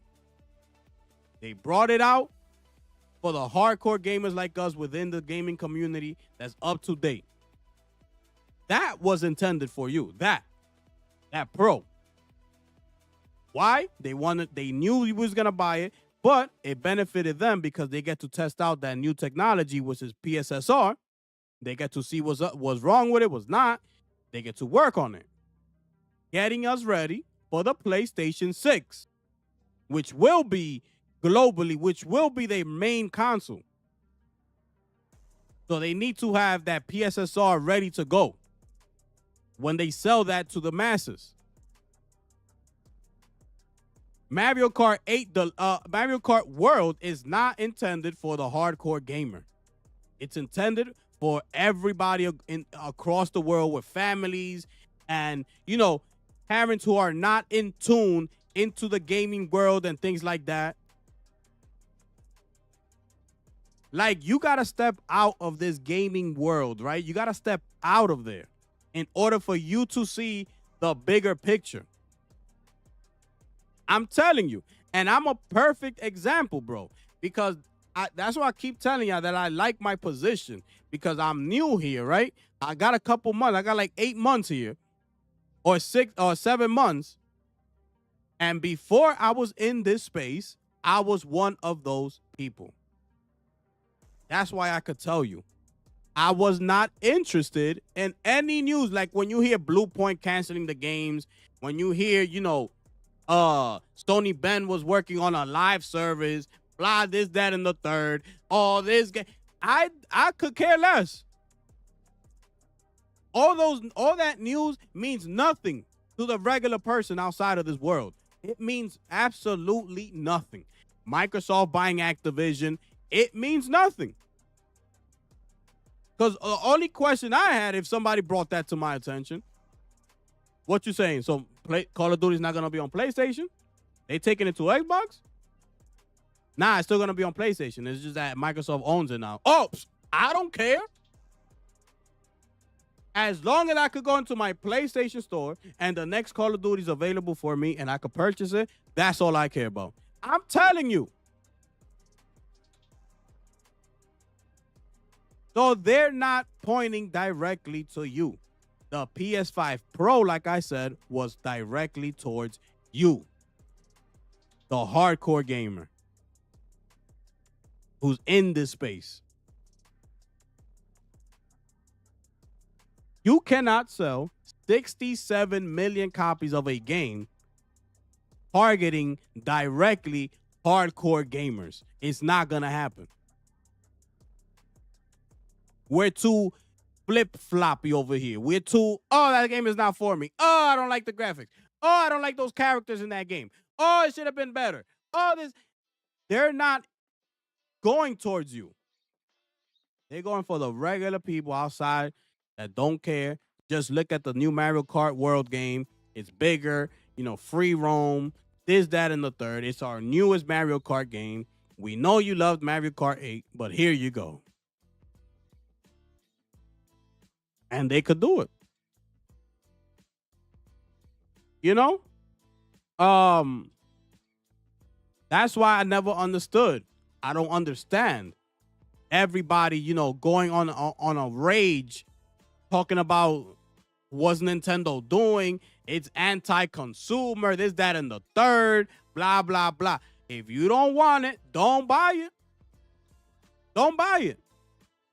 And I don't want to do not call people out and do not rain on other people's parade if they think different from you. You might not think $80 is worth it, but guess what? That next person does.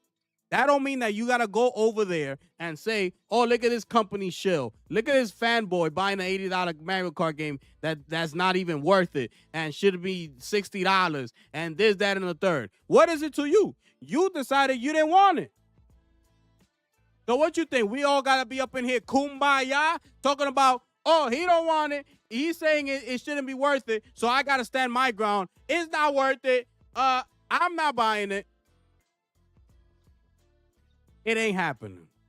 I'm sorry to break it to you. It ain't happening. That's why I will never follow anybody out there, their opinion or what their stance. I'm not following none of that. You know why? Because everybody's just doing it for clicks, for clout, for the views. That's all they're doing it for. That's all it is. You will never see the day that you see everybody complaining. You will never see the day. Why don't all these content creators, these big media outlets, everybody, why don't they all come together and make a stand? They all have a huge following, right? All these media outlets. IGN has like 19 million subscribers on their YouTube. They're the biggest media outlet out there, right?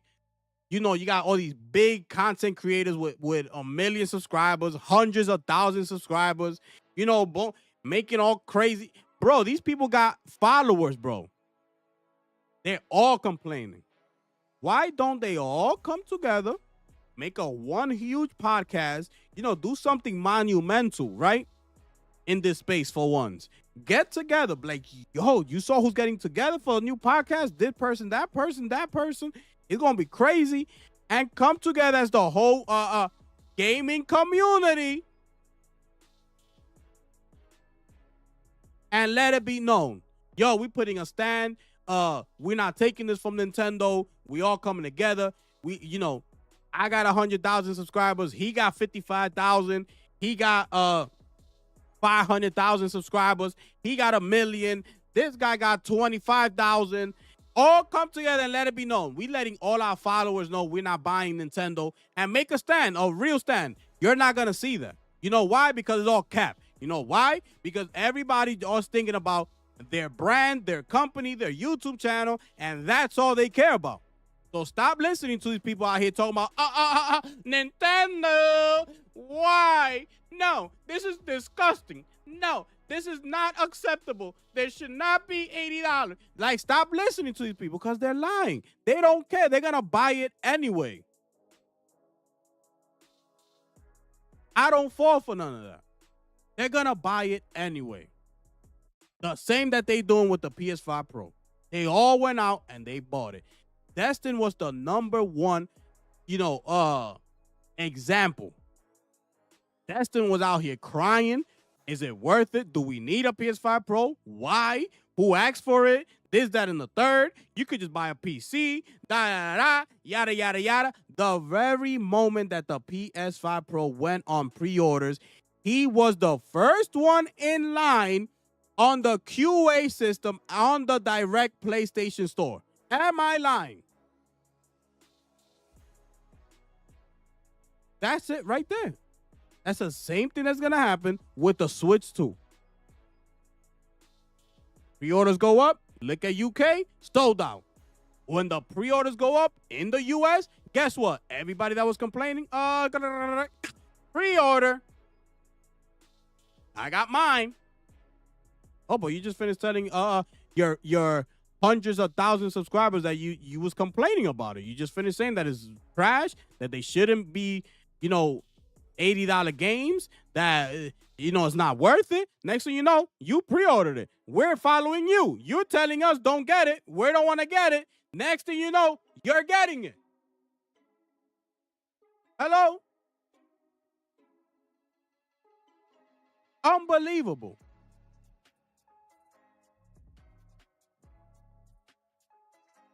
A company could do whatever they want with their product. You make a decision. Is it worth it to you? Yes or no? No? Don't buy it.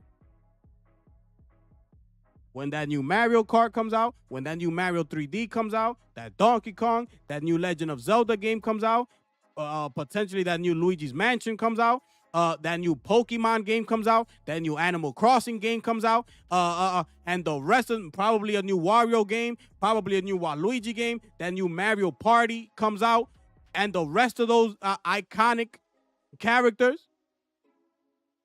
Guess who's gonna be in line? You. You gonna be up in there? Damn. The new Legend of Zelda came out? Damn, but they still haven't dropped the price from $450? Damn. Guess what? I'm gonna have to save up my money because I want to play that new Legend of Zelda. Hello. So that's why I always said relax. Like, bro, relax. Just fall back. You think it's too much right now, the price? You only saved up $350 because you thought that was gonna be the price? It's okay. Fall back. The lineup that comes out with the Switch day one is not that strong anyways. It's not mandatory to get it day one. Just relax. Fall back. Save up some more money. And revisit that conversation, 8 months from there, from that moment. See where you at. You still think it's not worth it? Okay. Stop. Don't buy it. Keep on saving until a year has passed from that time. Now you look. Oh, they came out with this game, with that game. Oh, we got a new this game. Oh, I think it's worth it now. Let me go ahead and buy it for $450. Thank you, cha-ching. Here you go. I saved up enough money. I bought a Pro controller with it, and I bought 2 games. I'm good to go. It's all about timing. You don't think it's good right now? Don't buy it. You think it's good? It might be good a year from now from the release? Wait and see. My goodness. This is unbelievable. It's unbelievable. A company could do whatever they want. It's their company. When you own something, it's yours. You're gonna say this when you're in your house. Somebody try to come in your house and tell you, "Oh, why you got that like that?" What you tell them? What you mean why I got that like that? Nigga, it's my house. What you talking about? I got it like that because I like it like that. This is my house. You have some things in your house that you like, right? Oh, yeah, I got mine like this. Well, I don't like that. I like it like this. That's why it's like this in my house and not the way that you have it in your house. So don't come up in here and telling me that I got to have it the way that you have it in your house. The same thing. You can't do that. So stop expecting these people, these companies to just, $60 because we gotta be right with the gaming community. Unless if not, they're gonna be out here, letting everybody know we're anti-consumer and this, that, and the third. They could do whatever they want, and you could voice your opinion. You could do whatever you want. But where's that gonna lead you? It's gonna go right back to them because they're gonna come out eventually with a game that you just cannot resist, and you're gonna buy it. And you're going to play it.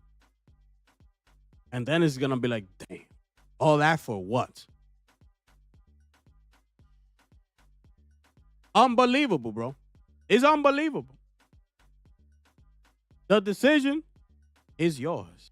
Like people saying, one last thing. People saying, oh, $450, you could just buy a PS5. Well, I don't want a damn PS5. Hello, I want a Switch. You don't buy a Switch for the same reasons that you buy a PS5. You could only say that when you're talking about Xbox. If you see somebody buying an Xbox, you could be like, Xbox? Get yourself a PS5. What are you buying an Xbox for? Oh, because no. Buy yourself a PS5. You're gonna waste $500 on that Xbox. It's trash.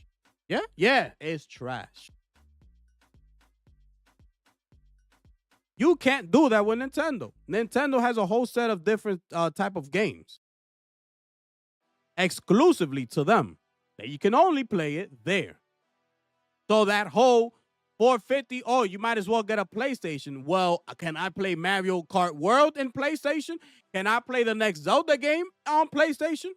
Can I play that Donkey Kong game on PlayStation? Well, no. So why are you telling me to go buy myself a PlayStation? I don't want it. That's not what I'm trying to play. I want to play Mario Kart. It's two different type of they're two totally different type of platforms. And it is what it is. Most of us already got PlayStation. We just want that extra that console, which is the Switch. But if you don't got it right now, don't get it. That don't mean you got to complain because you saw the price. The price is going to be what it is. I go to Foot Locker, I see a Nike sweatshirt costs $80 for a hoodie. And I'm like, bro, $80? What I got to do? Shut my mouth. If I don't want to pay the $80 for a Nike hoodie, I'm not going to buy it. That don't mean I'm going to come home and write a Nike or email. Why are your hoodies $80? Can somebody please explain this to me? I was in Foot Locker and I saw a nice hoodie that I wanted, but it was $80. Why? I'm going to let everybody know your hoodie should be $60 and no more. I can't do that. I got to shut my mouth. If I don't got the $80 to buy it, I got to keep looking elsewhere. Let's cross over to the sales department. Let's see what Foot Locker has in sale. Oh, look at this hoodie. I got a $40. Oh, I could do this. I like this hoodie. And that's it. It's unbelievable, bro. I'm telling you, pay attention. That's what's happening out there. Pay attention. All right. That's why I move the way I move. And I do what I do. Point blank. Especially coming into the space. I see how people move. I'm going to do whatever the hell I want to do. Ain't nothing to you don't need to stand on nothing in this community. You don't need to be, like the realest person in here. Like, you don't need to do none of that. Just come in here, and if I don't like Mario today and I like it tomorrow, well, then guess what? I like it tomorrow. I changed my mind. Guess what? I came up in here, and I looked at more footage, and tomorrow came, and I was like, you know what? I actually like Mario. Oh, but you just said yesterday you don't like it. Well, guess what? I like it now. That's it. These people out here listen to people that make absolute no sense whatsoever. So I'm just looking, and I'm sitting back, and I'm like, what is the point? But whatever. Anyways, we're gonna keep it moving, right? We're gonna keep it moving. We still got a lot to go. Y'all make sure y'all smash that like button as y'all come on in here, man. Y'all sounding kind of quiet up in the chat. Salute to everybody up in here, man. Make sure y'all smash that like button. Subscribe if it is your first time up in here. And share out the stream. Let everybody know where we at, man. This is what we do up in here. Y'all rocking with the gifted one today, ladies and gentlemen. It's Friday. Let's get hyped. We crossing over to pushsquare.com. So Mafia, the Old Country release date has leaked. They're saying that it's coming out on August 8th on PS5. And this was it right here. According to a Spanish Steam post on the official Game Hub, Mafia, the Old Country is set for release on August 8th, right? Let's see down here. Given the paragraph was attached to a piece about the upcoming PAX East panel, it's certainly possible that Hangar 13 plans to officially share the release date there. Okay. The game has been slated for the summer release, so early August would line up with this aim. Exactly. Mafia the Old Country was announced roughly 8 months ago for PS5, but very little of it was actually shown. All right, so this is going hand in hand with the type of release date that I thought right would happen, because this is gonna come out August 8th, and then I believe Borderlands 4 is coming out late September, I believe it is.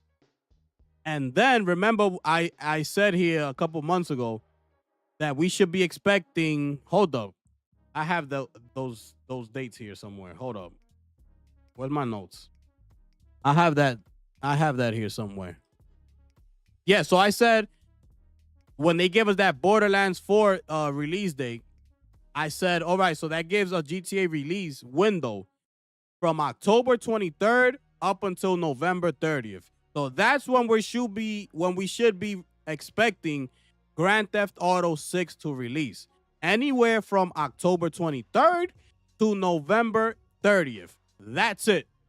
It's not going to be any earlier than the 23rd, and it's not going to go past November 30th.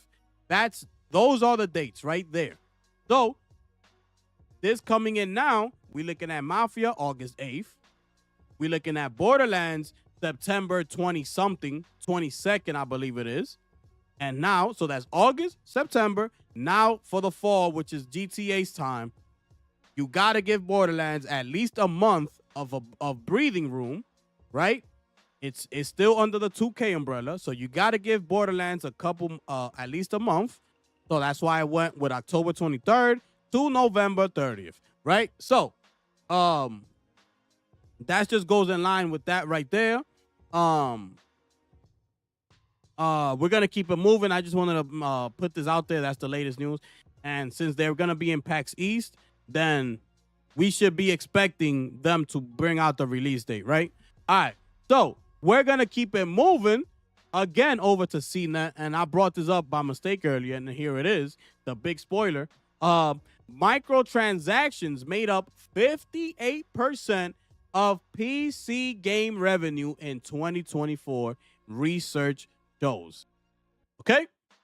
It's not your imagination. Microtransactions are the primary driver for games to make money across PC games like Roblox and Call of Duty. And we wonder why these companies are doing what they're doing. We wonder why. Microtransactions, small purchases that gamers make on items like costumes and gestures in games, including Fortnite and Roblox, continue to account for the majority of PC gaming revenue, rising to 58% of revenue for game companies, according to a report from research from Newzoo. Money coming in from PC gaming microtransactions rose 1.4%, accounting for 24.4 billion of the overall 37.3 billion in PC gaming sales in 2024, according to the PC and Console Gaming Report 2025. Downloadable content, typically additional game levels or bonus content, also increased in popularity by nearly a percentage point, accounting for 5.8 billion last year.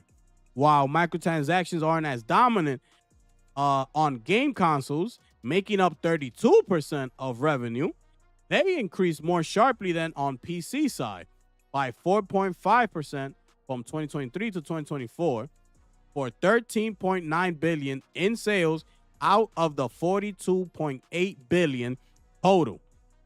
Subscription services like Nintendo Online, Xbox Live, and PlayStation Plus went up by 14%. PC game sales overall remained steady at a 0.1 growth, but console game revenue decreased by 3.9%.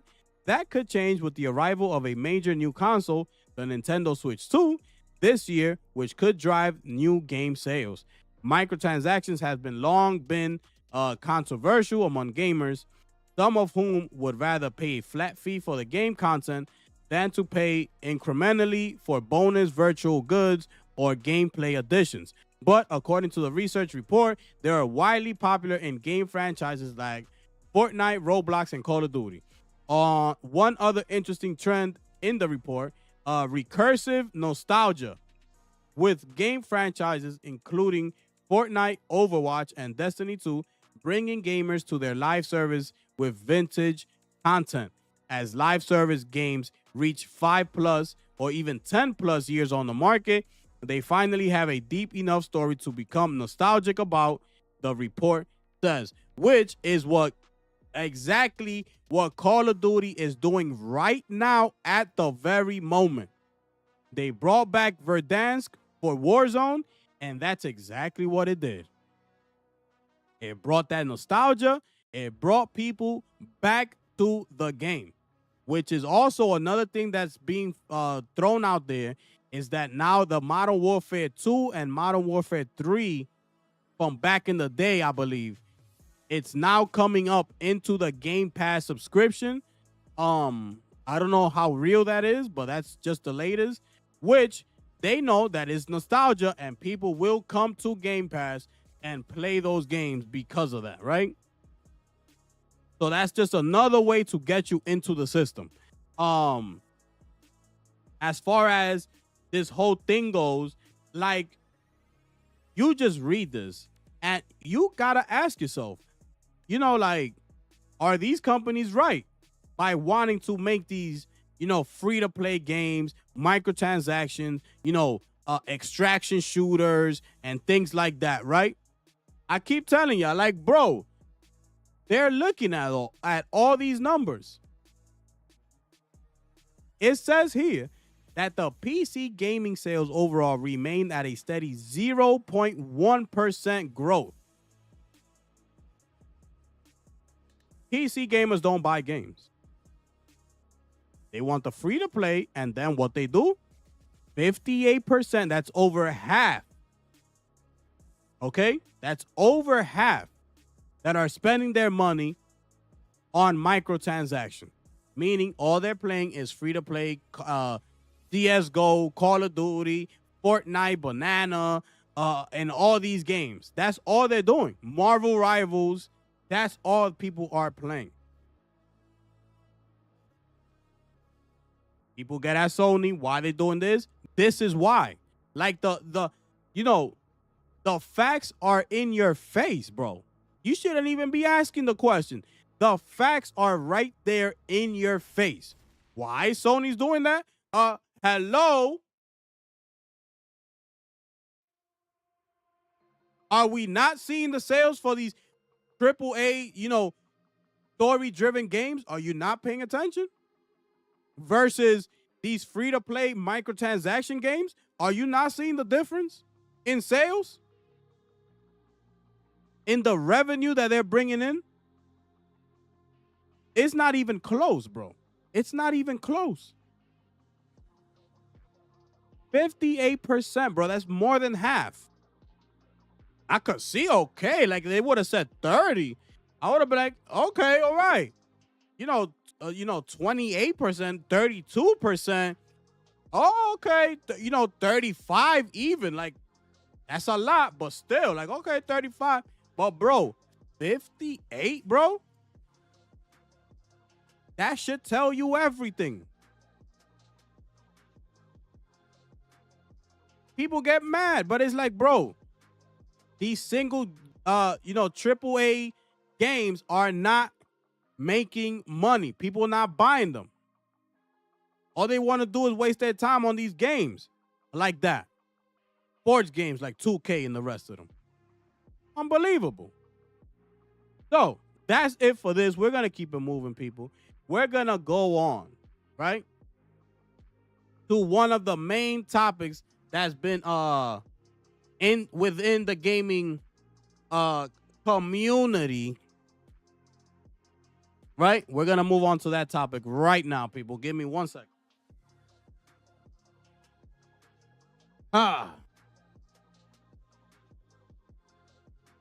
All right. Let me see. Everything is good? Man, it's crazy, man. All right. So we're going to move on to that topic that's been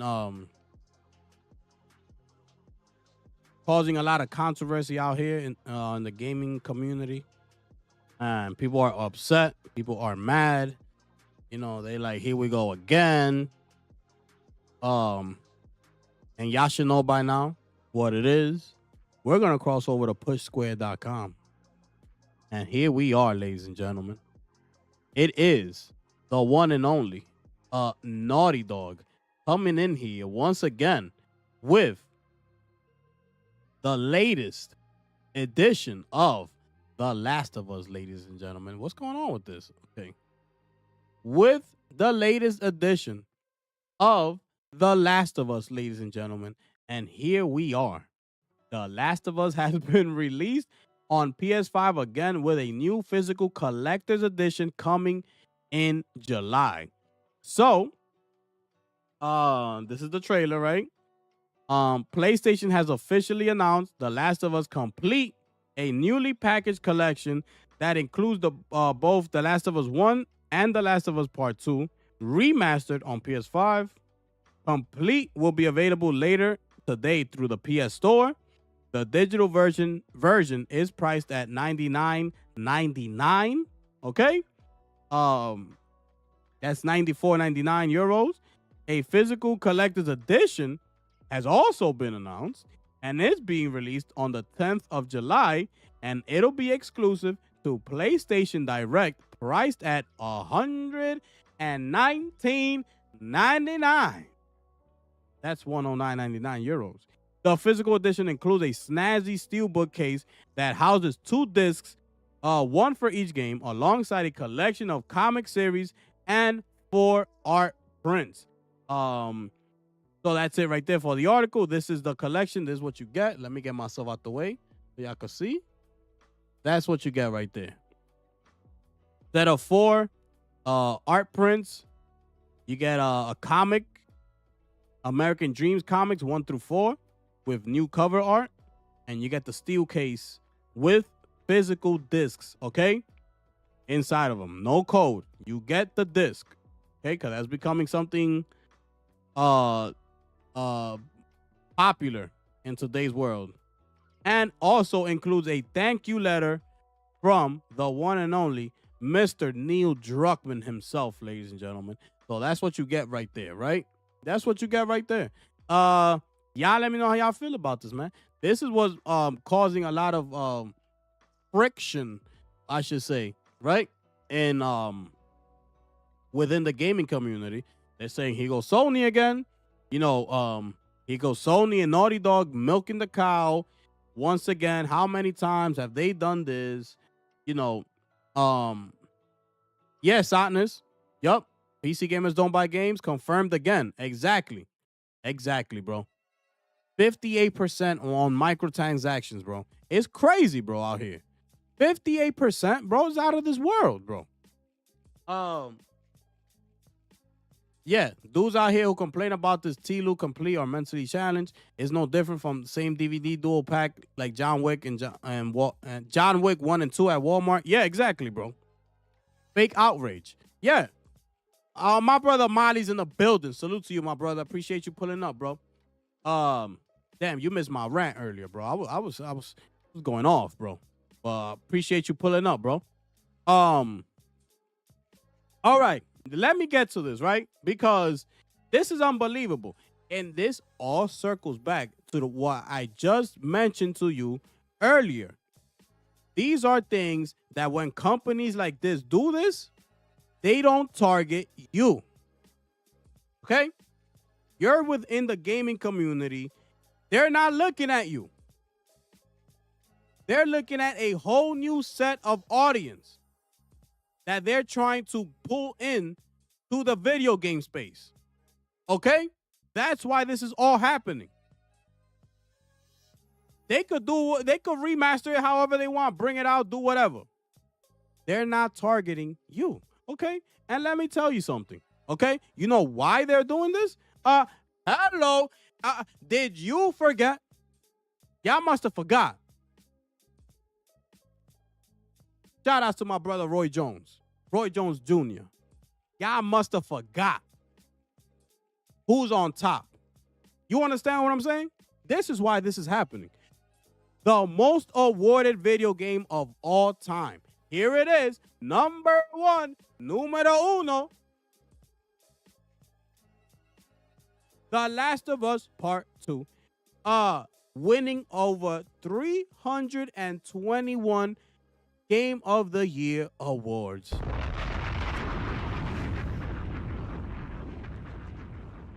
We need to drop a bomb for that. I'm sorry. Over 321 Game of the Year awards? I'm sorry. Is there anybody else who's done it better than that? I don't think so.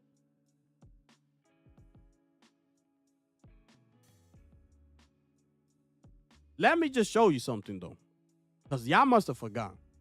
We got Last of Us Part 2, which is Sony Interactive. Then we got The Witcher. Then we got God of War number 3, Sony Interactive. Okay? Then we got The Legend of Zelda, Breath of the Wild. And then we got at number 5, The Last of Us Part 1. In the top 5 of the most awarded video games of all time, Sony Interactive managed to get 3 spots out of the 5. I'm sorry.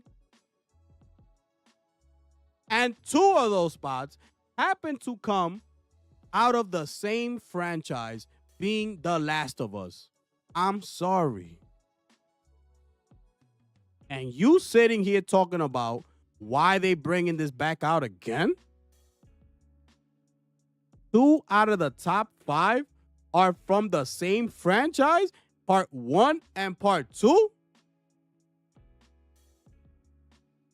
Y'all must have forgot. Who's number 1?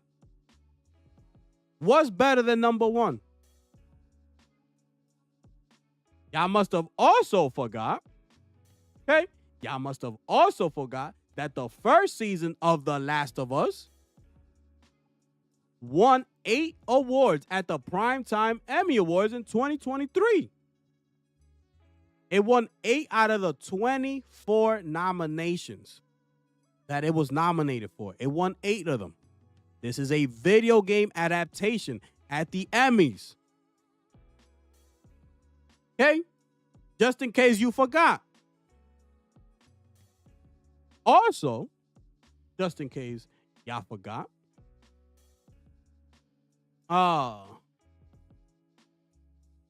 where was it? This has a total of 37 million copies sold as a series. That's another thing you got to pay attention to. In case y'all forgot, it has sold over 37 million as a franchise. Kind of like the same thing they say about Horizon, that they want, Guerrilla to move on. Bro, it's the most selling franchise come out of Guerrilla, more than Killzone. It blows Killzone out the water. Why would you expect Guerrilla to go back to making Killzones when they got Horizon, who's done tremendous? How can they go away from that? It don't make any sense. Business-wise, it doesn't make any sense. Also, in case y'all forgot, The Last of Us already renewed for a 3rd season. Season 2 hasn't even come out, but they've seen the anticipation. They've seen and heard all the hype around the season 2 that they said, excuse me, Mr. Neil Druckmann, where are you? Yeah, I'm right here. What happened? We want a season 3. Oh, word? Where do I sign? Right here. Right here. Hey, this is the paperwork. Sign right here. But season 2 hasn't even come out. We don't care if season 2 hasn't come out yet. Just sign the damn paper. We want season 3. Okay? Just in case y'all forgot. Also, HBO's confidence. Okay? This is how confident they are, bro. HBO's head of drama, Francesca Orsi, has expressed immense pride in the 2nd season, highlighting HBO's faith in the show.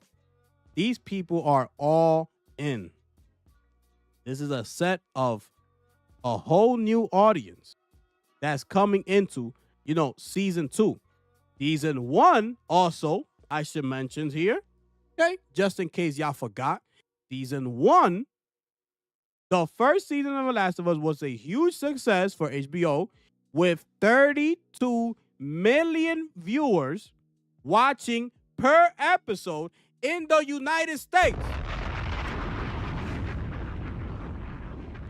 What are you talking about? What do you want? What do you expect them to do?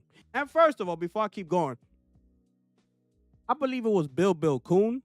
We got to give Bill Coon his credit, and we got to give him his props. I believe it was him. I don't want to mistake it with any other leaker, but I do believe that it was Bill Coon who came out with this leak, with this rumor first. So I want to make sure I give Bill Coon his credit, right? Because he was talking about that they working something up. Remember when the rumor was heating up that that whatever it is, it was gonna be priced at $100, and that's when people started assuming, we're guessing it's gonna be a package with the first one and the second one put together. That's why it's $100. So yeah, shout outs to Bill Coon. Okay, hello, 32 million viewers watching her episode in the United States of America, making it the highest rated first season in HBO's history. I'm sorry. Finish him. We coming up in here. Locked and loaded. You understand what I'm saying? It's Naughty Dog we talking about. I keep telling y'all, nobody does it like Naughty Dog. It just doesn't happen. Naughty Dog is under SIE. You understand what I'm saying? I keep telling y'all, but y'all don't want to believe me. Nobody does it like Naughty Dog. I'm sorry. I don't care who you throw at me. The fact that they were able to make this game and bring it to HBO as a series, and its first season to have 30 million viewers per episode, making it the highest rated in HBO's history. Do we understand how far back we go with HBO? Are you understanding? I was a baby and HBO was out. Y'all remember those days back in the days? I was a baby, bro. And we was watching HBO. In the history, it took the one and only Naughty Dog to come up in here and say, we don't even do entertain. We don't even work in the movie industry. But here we are, a little old video game coming through the door. Excuse me. Yeah. It's us. Naughty Dog, we're here. We're here to cut a deal. Why are you coming in here so confident? You're going to see why. Get the damn paperwork ready. Let's sign the deal. We bringing season 1 of The Last of Us to the TV screens. And you're going to see why I'm so confident. Oh, okay. Next thing you know, boom, boom, boom. Fast forward. Hello.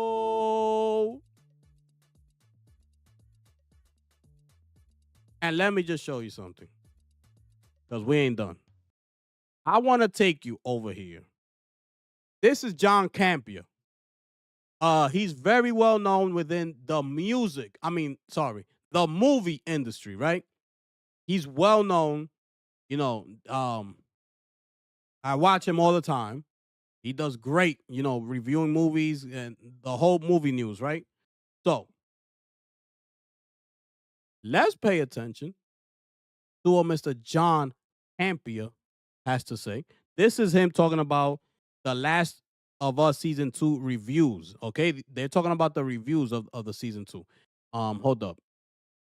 So y'all can see it. So y'all can see it better like this. All right. Let's pay attention, right? Let's hear what he got to say. That all down, guys. Let's get things started with this. Easily, one of the most anticipated things I've had coming to TV this year was season 2 of The Last of Us. Now, I thought Last of Us 2, the game, was probably I won't say probably, it is the greatest storytelling I've ever seen in a video game.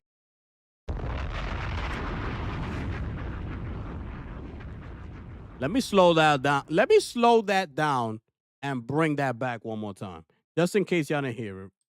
Easily one of the most anticipated things I've had coming to TV this year was season 2 of The Last of Us. Now, I thought Last of Us 2, the game, was probably, I won't say probably, it is the greatest storytelling I've ever seen in a video game. For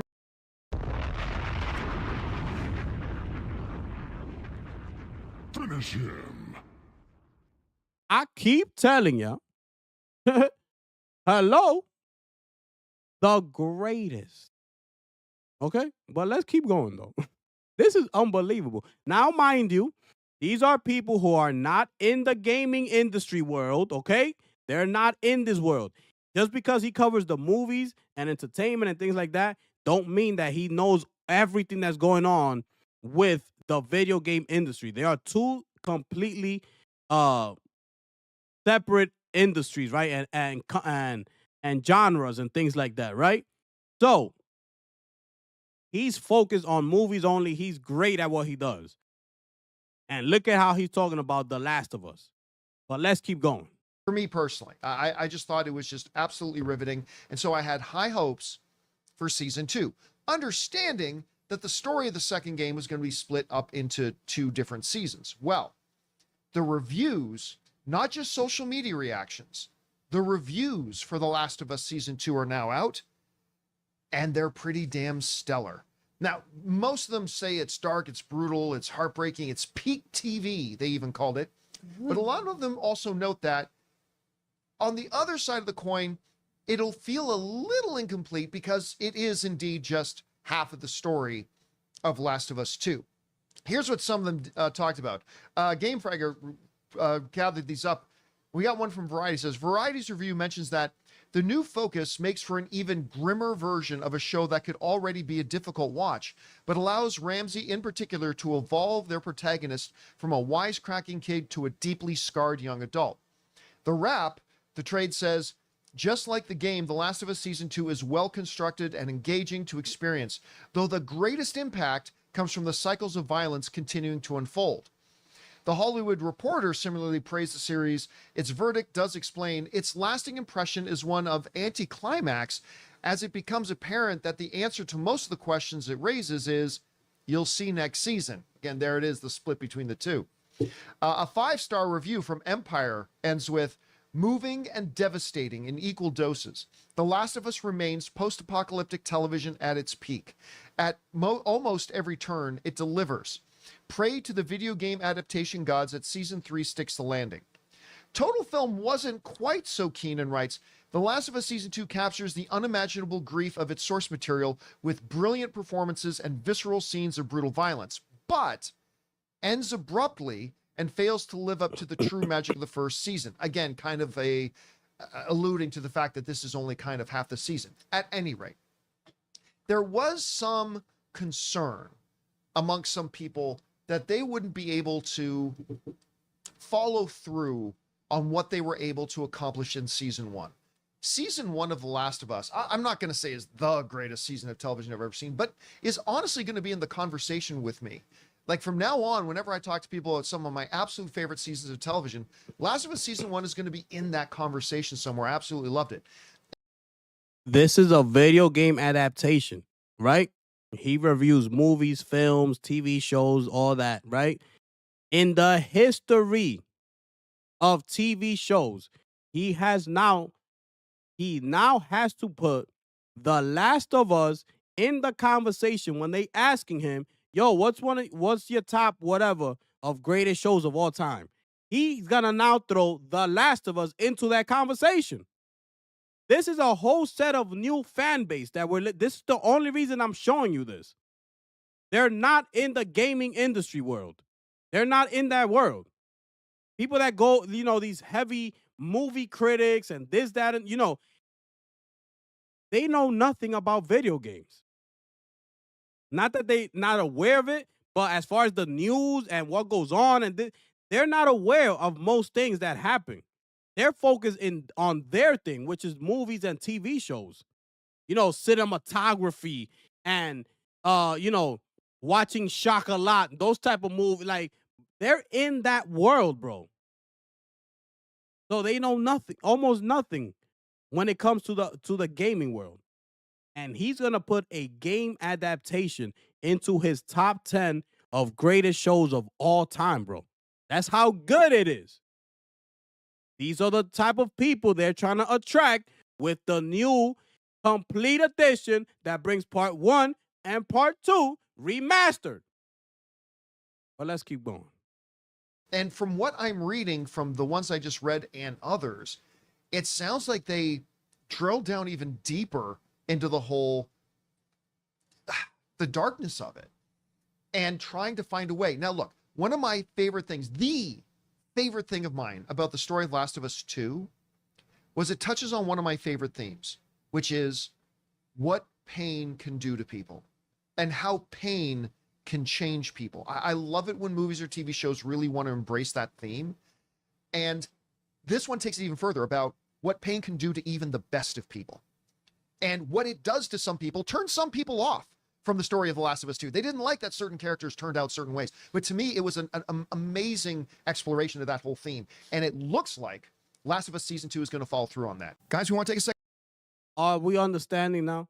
You understand?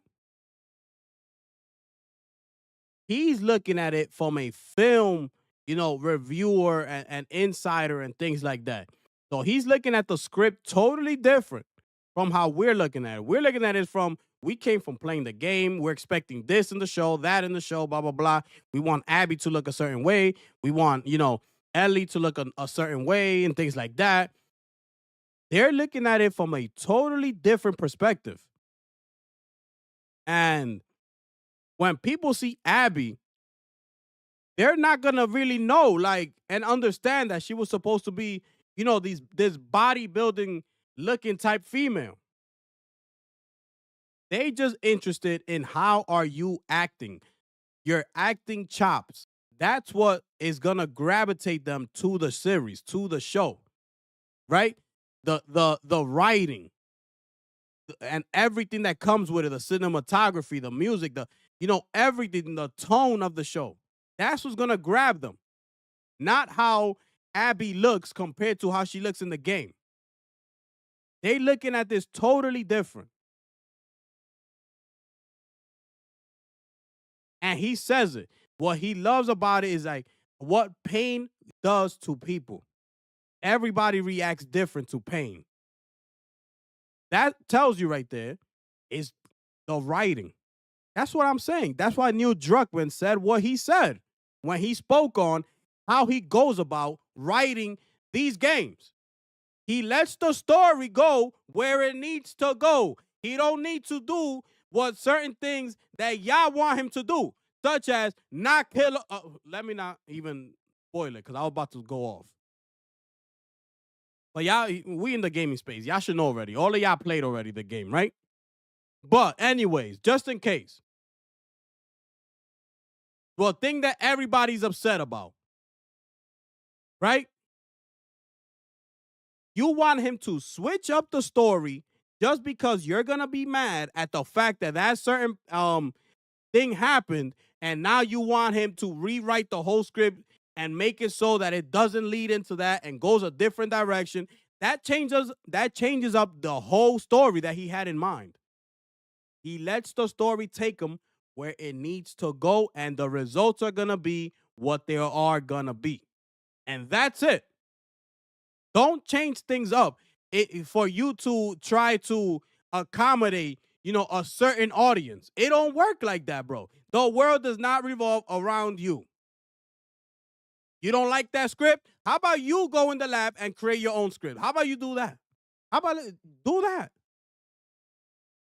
Create that script that you thought, Neil Druckmann should have written and created. You do it. Like, this is where he wanted the story to go. He let the story flow. That's what he said.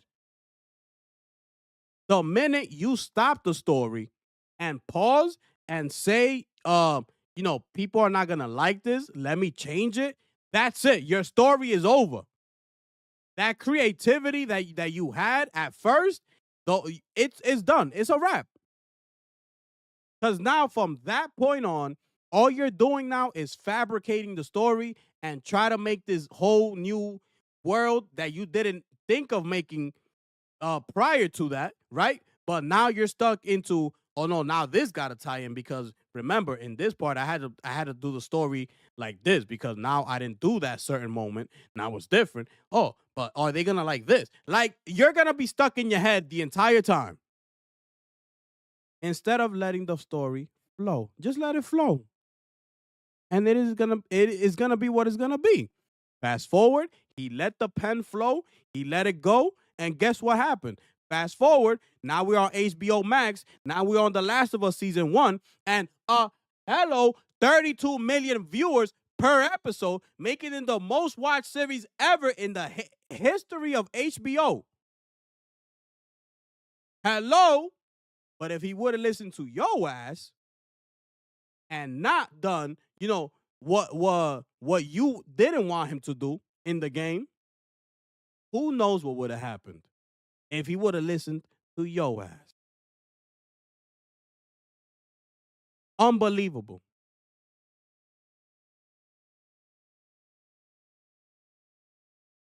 Listen to this. .com/Campea, code Campea. Anyway, Rob, you read a bunch of the reviews coming out, the feedback we're getting for Last of Us Season 2.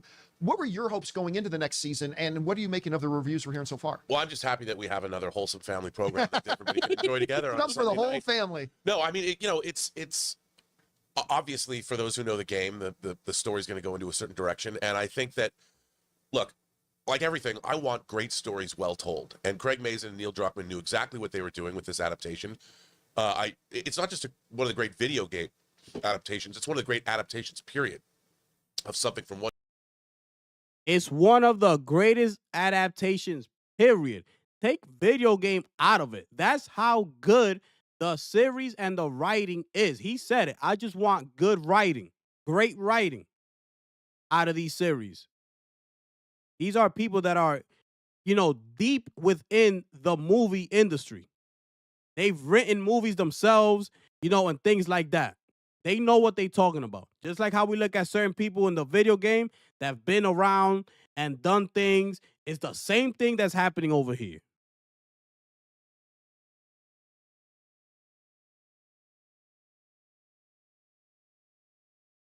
One medium into another.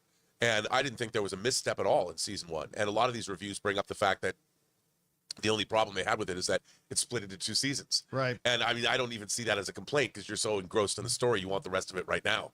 So I think this is really exciting. And, genre television, anything that we get that's science fiction, fantasy, and horror related, and I consider this a horror show. And if it's great, I love it, because it's a genre I've loved my whole life. And to see what something like this does is it sets a bar for everything within the genre, whether it's movies, whether it's television, whether it's video games. I just think it's great for everybody, especially anybody who's a genre fan, to have peak A-list horror on a Tiffany network is awesome. I like the way you put that. Chris, To have peak level horror. Are you understanding? Listen to what they're saying about this game. It's a game, bro. This is The Last of Us. This is Naughty Dog we talking about. Hello? I keep telling y'all, when Naughty Dog steps in the building, move your ass out the way. Excuse me, thank you. Move out the way. When Intergalactic come, you gonna know. And you gonna find out.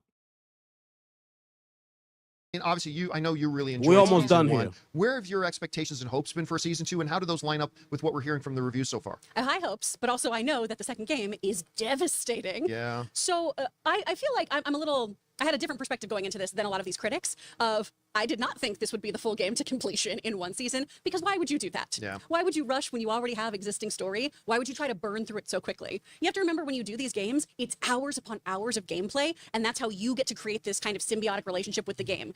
The agency, the character experiences, you experience, right? And so that's why these games are so effective, because you are so emotionally and intrinsically tied to them as a player.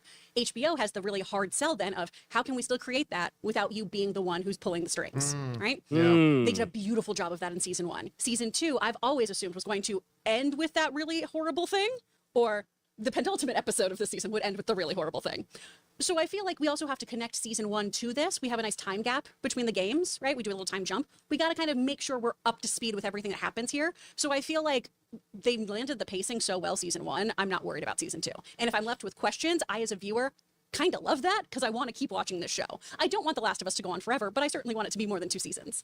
But it is really good to see that people are enjoying the heartbreak aspect of this, how just like devastating this can be, because I do expect this to be something that's a gut punch. There's a reason why I don't want to binge The Last of Us. You know, I want a well-paced show that's going to break my heart.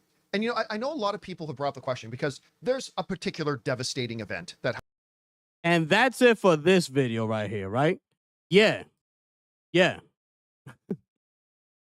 You understand now what's going on here? Are we understanding now? Look at how these people talking about this show, bro. That's how you know you got good writing within and this is within a video game, bro. This is what I'm talking about here. Right? So now it has been renewed for season 3 ahead of season 2. Now let's listen, because that was a previous video before the announcement of season 3 being announced. Now we're going to look at this video. Pay attention. shall we? HBO has just announced that they have greenlit Last of Us Season 3 officially prior to Season 2 coming out this Sunday? Yes. Yeah. Oh my God. This I am Sunday is so when Last of behind Us on all returns. my viewing. I'm so psyched And for this. Andor's. And Andor is coming Mhm. like a few days after Yeah. that or something like that. So they've officially greenlight season 3. Now, many people might scratch their heads a little bit and say, wait a minute. Didn't they announce a long time ago that they were going to take the second game and split that into 2 different seasons? Yes, but they weren't committing to actually do that second part. They weren't actually committing to doing season 3. They wanted to see how season 2 turned out. And according to this article in the Hollywood Reporter, The Last of Us renewed for season 3 by HBO after glowing season 2 reviews. And it says, it can't be overemphasized how They wanted to see how season 2 did before they went on to renew for season 3. He just said that, okay? Pay attention. Fast forward, season 2 hasn't even come out, and they already got renewed for season 3. All the anticipation, all the hype, all the excitement. They seen it. They're hearing it. They know what's going on. The most anticipated show. What they do? Sign me up. proud HBO is of the second season, says HBO drama head Francesca Orsi. No idea if that's any relation to Roberto. No, I guess it's spelled differently. All right, this is what they wrote. Season 2 will not be The Last of Us. HBO has renewed the Emmy-winning drama series for a 3rd season ahead of its highly anticipated return this weekend. The news comes on the heels of the show's new episodes receiving glowing reviews from critics, with season 2 currently sitting at a 92% positive rating on Rotten Tomatoes, and the Hollywood Reporter calling it thrilling and addictive. I'll tell you what, when I start, kind of surfing around YouTube, well, for whatever reason, the algorithm often gives me show clips, sometimes of shows I've never even watched. But for some reason, I stumbled across a show clip of Nick Offerman, the introduction of Nick Offerman in episode 3 of Last of Us. That whole thing when he's in his town, in his bunker, and the town's being evacuated, and then he goes out and sets up the town as his own private little paradise. It's like a dream come true. It was so good. It's like a dream come true. It was so good. I love this show. I was shocked I think it is the show that really broke the ceiling on the video game curse. We've had some good stuff, Sonic, things like that, but I think it was Last of Us that went like, no. See, video game stuff, can't only just be good, it can be the best in the world. It can have the potential of being the best stuff out there in the world, regardless of genre. Then we've had things like Fallout and things like that come since. Guys, we want to take a second to thank a sponsor of today's video. It has potential to be the best in the world, not just the best video game adaptation. It has the potential to be the best, right? Pay attention. /Campia, code Campia. But man, I'm very excited to hear that they finally give them the green light this. They're going to go into production relatively soon, they said, on season 3. We already know it's going to be the second part of game 2. But Chris, what is going to be interesting to me is we saw in season 1, Craig Mazin and Druckmann were not afraid to deviate from the game. Yeah. And it felt like to me that every time they deviated from the game, they elevated the show. How much are they going to do that in season 2? Now, I expect somewhat, because I don't think the event is going to happen in episode 1 or 2. So they're going to move that around. So it's going to be really interesting to see how far they deviate this time around that they did from the first time. Anyway, you're hearing their greenlit season 3 now. What's your first reaction? It was, yeah, duh. Obviously. Obviously they're going to do this. This is such a crown jewel for HBO right now. And as a friendly reminder to everyone too, the video game industry is the highest grossing form of entertainment out there. So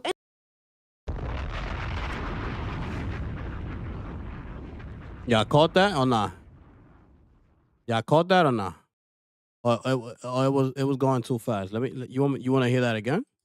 Want to hear that? The video game industry is the highest grossing right now. And as a friendly reminder to everyone too, the video game industry is the highest grossing form of entertainment out there. So anytime you have excellent video game IP, people are going to try to mine it. And The Last of Us was this game that people pointed to for years of, well, they're just games. Well, they're not that good.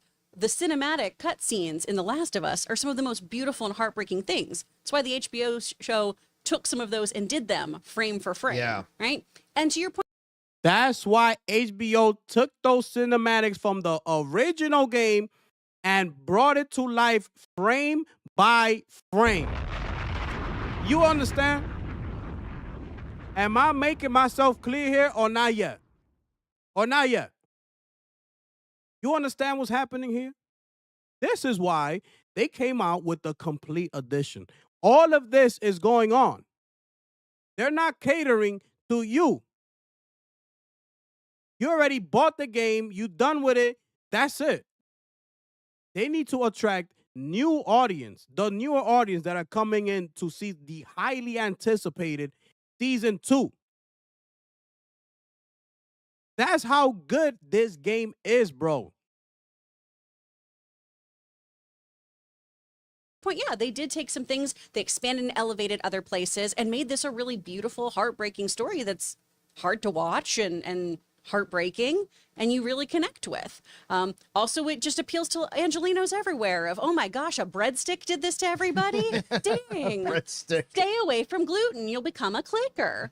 Love that. I think they're going to do some really great things with season 2. I think they're absolutely going to build out the drama leading up to the event, because I think that is something where they're going to absolutely make sure that we are the most heartbroken when that happens. Yeah, I don't see the event happening till the second last episode of the I was season. going to say Pentultimate is where I think this will happen. I drift from you guys. Yeah? Yeah. Really? Say again?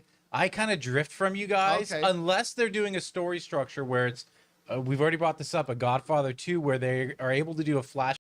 All right. All right. So that's it right there. Let's get back to our normal view, right? Okay. So hopefully I made it clear. Hopefully, you understand now, why they're doing this. I just gave you a whole bunch of, reasons why they are doing this. And I let you hear from these people at the John Campia Show. Y'all make sure y'all go subscribe to him if y'all interested in movie news and things like that. He does great. He does a great job. People like this in a whole set a different, genre. They're over there in the movie industry. And they're talking like this about The Last of Us. That's a game. It's unbelievable, bro. And mind you, we cross over here when we talking about Skyrim. Skyrim has been remastered, remade, re-released a total of 17 times on 10 different platforms. Nobody talking about that. Hello? We got PC, 360, PlayStation 3, Nintendo Switch, PC, free upgrade, Xbox One, PS4, PC, upgrade, Xbox One, PS4, Xbox Series X and S, PS5, Nintendo Switch, PC DRM free, VRGOG, PSVR, PC VR, and Alexa.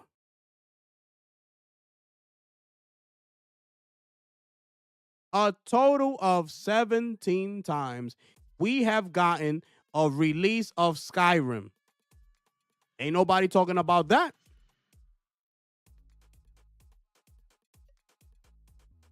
Resident Evil 4. Look how many times has been released.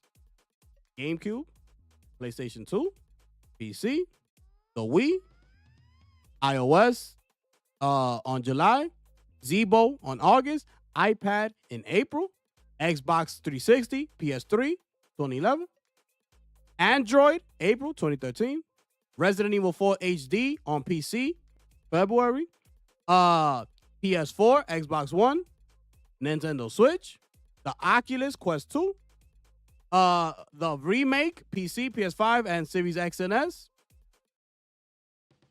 Nobody kept that same energy with that, with RE4. Look how many times. Look, it's the same game. It's not a different game.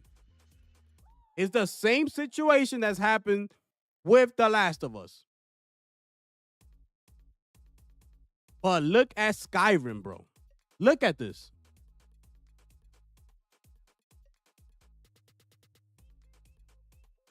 So, that's what I'm saying, though, Sadness. It's not wrong. Ain't nothing wrong with it. That's what we talking about. There's nothing wrong with it, but keep the same energy. Why is that voice so loud right now when it comes to The Last of Us being brought out once again, being bundled up, sold for $100? But it also comes with a bunch of other stuff as well, right? It's a steel book. It got a comic. It got, 4 sets of art prints. And again, this is targeting a whole set of new audience out there. They have to bring them in. The show, that's why I just finished showing you those reviews by John Campea. Because the show is so anticipated. It's so, everybody's looking forward to it. I showed you 32 million viewers per episode for season 1. This is a very highly anticipated show that's coming out this Sunday. Okay? They gotta get the people ready. They gotta try to make some money off of it. Of course, who wouldn't? Okay, bro? chef, I'm gonna need you to name as many fries as you can. Go. Ready. What is this? Who wouldn't do that? Who's sitting here thinks that that's a bad business move? When you got everything I just finished showing you about The Last of Us. You got that much momentum coming in. Who thinks that's a bad idea? As far as the business side of it goes, you gotta try to milk it. You gotta try to put it out there again and make it like if it's a brand new set that's coming out. They know they're not attracting you. They're not talking to you. They know this. We already played the game multiple times. But if that was the case, and the game is done and over with, then why did season 1 get 32 million viewers per episode? You know why? That's a whole set of people that haven't even played the game. Now they're looking at, oh, they do a little research. Where's this from? Oh, it's a video game on PlayStation? Oh, they came out with the new bundle, part 1 and part 2. Let's get caught up. Let's buy it. Let's do this. Let's do that. Bro, you're targeting a whole set of new people. They're not targeting you. The world does not revolve around you. I am so sorry to break it to you. These people have a business to run. Nintendo has a business to run. They're targeting a set of other people out there that is not within the gaming industry. They don't know about video games like that.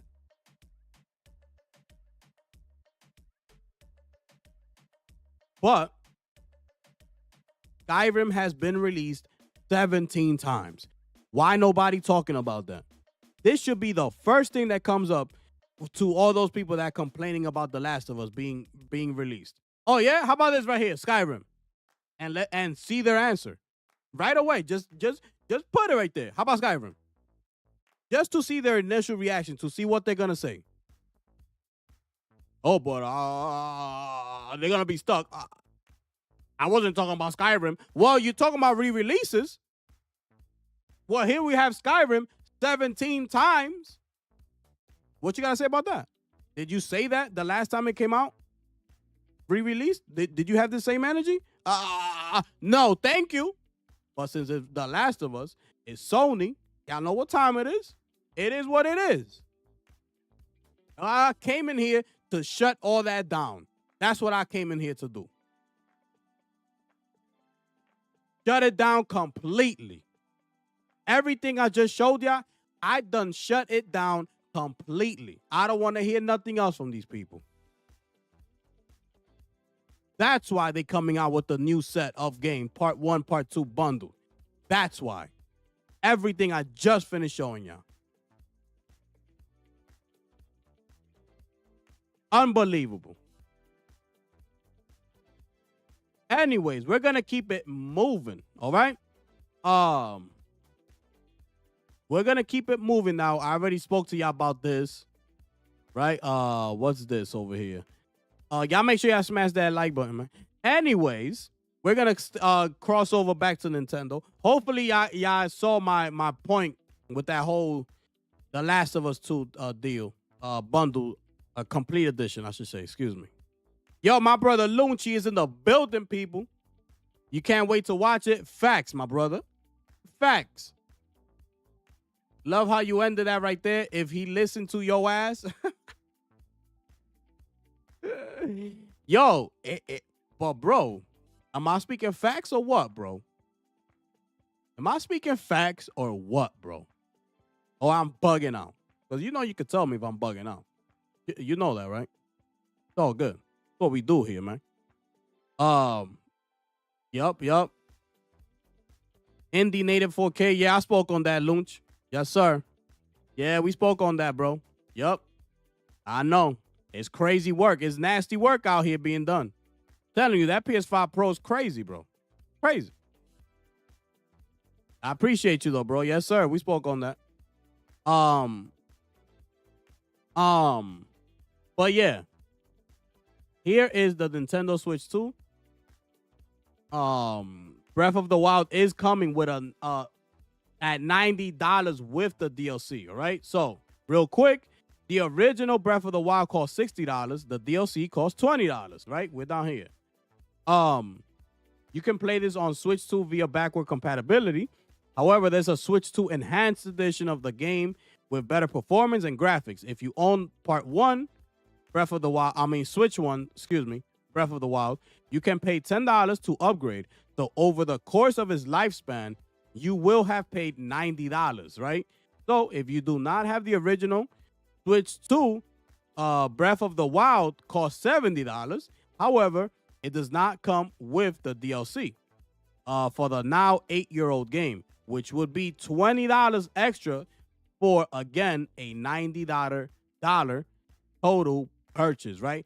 So they basically want you to pay the full $90 that the previous people paid with the DLC and the upgrade. They want to keep that same energy, and you, the new Breath of the Wild buyer, if you want the complete edition with the DLC, it's gonna be $90. So you will be paying the same amount the other people paid, right? So, remember, the thing was that you got to upgrade for Breath of the Wild, and it's not even coming with the DLC. Remember, that was the talk. So people saying that they're greedy, things like that. So this is what they decided to do. You can still get it. You can still get it with the DLC, but you're gonna have to pay an extra $20. That's up to you. But there it is right there for that set of news. Just remember, okay, Breath of the Wild sold 32 million copies, okay? Just remember that. Just want to put that out there. Crossing over to InsiderGaming.com, we got Ubisoft doubling down on players not owning digital games in the Crew lawsuit. They're in the middle of a lawsuit right now, talking about, you don't own your games. They have now made it so that on Steam, they have to tell you that you're buying the license to the game, not ownership of the entire game, right? So they now put it out there. I'm not gonna get through this. I'm just letting you know that they're in a lawsuit right now, and they're telling people get comfortable with not owning their games, and instead of acquiring limited license to play them. Now, me personally, how I feel about this is like, look, I'm not saying if I pay for a game and you take it away from me within 2 years and, but this, that, and you say you don't pay. We told you that you're only paying for the license and things like that. I'm going to be pissed, right? But, for one game, I'm not going to be stuck. And I'm talking about me personally here. I am not going to be stuck. I don't see myself being stuck within a game for, 7 to 8 years in. And 7 years, 8 years in, this company decides to come and be like, you know what? We're taking that game offline, blah, blah, blah. I'm going to move on. I played the game for 8 years, and you're going to tell me, okay, I'm taking the game off. Like, bro, I understand there's people out there that do it. I get it, but that's not me. A game has to be so, crazy for me to stay in it for one specific game. For me to be locked in there for 7 years, 8 years, bro, it's crazy. So, I don't see, now again, I'm not saying that you buy the game and they have the right to 2 years later or 3 years later and come and tell you, oh, we're taking that game offline. That's wrong. But,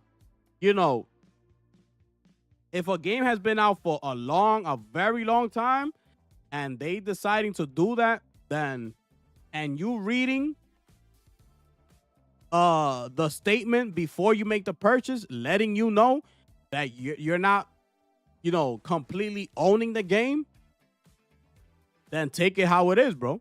Enjoy the game. Do what you got to do with it. Because, chances are they might come for that game, 6 to 7 years later down the line and say, if it's and say, we pulling the plug on that game. So you'll be prepared and don't get mad, right? So that's it for that right there. And this goes back to this is mainly for these Xbox gamers, right? That they always seem to go back to 360. Oh, backward compatibility and things like that. I always thought, why do you want backward compatibility so much? I get it. It's a great, it's a nice feature to have, of course, right? But that seems to be all they care about. You notice that every conference, every event that Microsoft does, they talk about backward compatibility. We look at these people are stuck in the past, bro.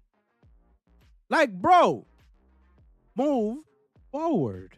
Are you understanding that there's other things out there? A whole other world out there to explore? Like, bro, move forward. Why you keep going back to 360 days to play these games that you played so long ago? Like, bro, let it go, bro. Like, try new things, bro. Like, let go of that game. That game came out 13, 14 years ago, bro. But these people just want to stay back there behind, like, backward compatibility. Like, bro. No wonder Microsoft see y'all the way they do. Like, yo, these people all they want to do is go back to we bring them new games, they're not gonna buy them. They just want to stay. They stuck in the past. They're stuck in the past, bro. A company is never going to be able to move forward with its fan base being stuck in the past. All they want to do is play 360 games. Backward compatibility. If a game comes out today and 6-7 years later, they decide to pull the plug on it, this, that, and the third, we're going to have to deal with it. But me, myself, by that time, I should be long and gone away from that game. I should be long and gone from that game. Yo, my brother Sotners, I appreciate you, my brother. Yes, sir. So that's just me personally. That's it. That's just how I think, right? 6-7 years down the line, I'll be gone from that game already. Like, you know how many games are coming out? Like, rapidly? Just think about this year alone. Like, come on, bro. Unbelievable, right? So that's it for that. They're in the lawsuit right now. That's what they're letting people know. Like, listen, it is what it is. Y'all let me know how y'all feel about that one. We're going to keep it moving. Real quick, Warner Brother Games seemingly gearing up to launch an unannounced IP in 2025. Okay? According to a LinkedIn profile, it seems that Warner Brother Games has been working on an unannounced IP slated to launch in 2025.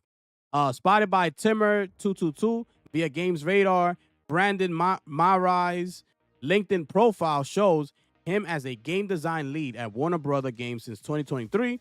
Under the experience section of his profile, Mariah states that he has been working as a manager of game design for a new unannounced IP game for Warner Brother Games that is launching in 2025. Let me know y'all thoughts, what y'all think this is as I'm reading this. Let me know what game y'all comes to mind right away.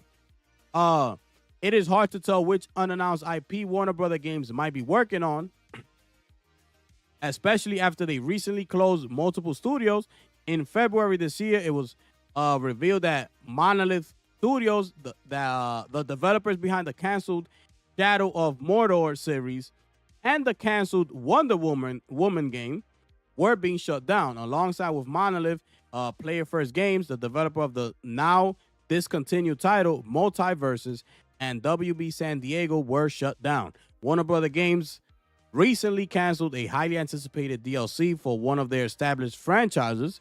It was revealed last month that Hogwarts Legacy Definitive Edition and DLC were canceled as part of the ongoing restructure at the entertainment company's video game unit.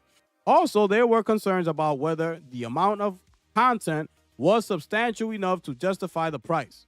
Which unannounced IP do you think Warner Brother Games might be working on to release in 2025? Let us know in the comments on our community forum. Okay, that's it right there. You know, this was unexpected. You know, I wasn't, expecting this. But let's see what they come up with. Let's see what they cooking up. Hopefully it's something good. We already know, like they said here, it's not gonna be no Wonder Woman, no Definitive Edition. Multiverses is shut down. So it's gonna be something new, something fresh. Let's see what that is, right? So just real quick on that.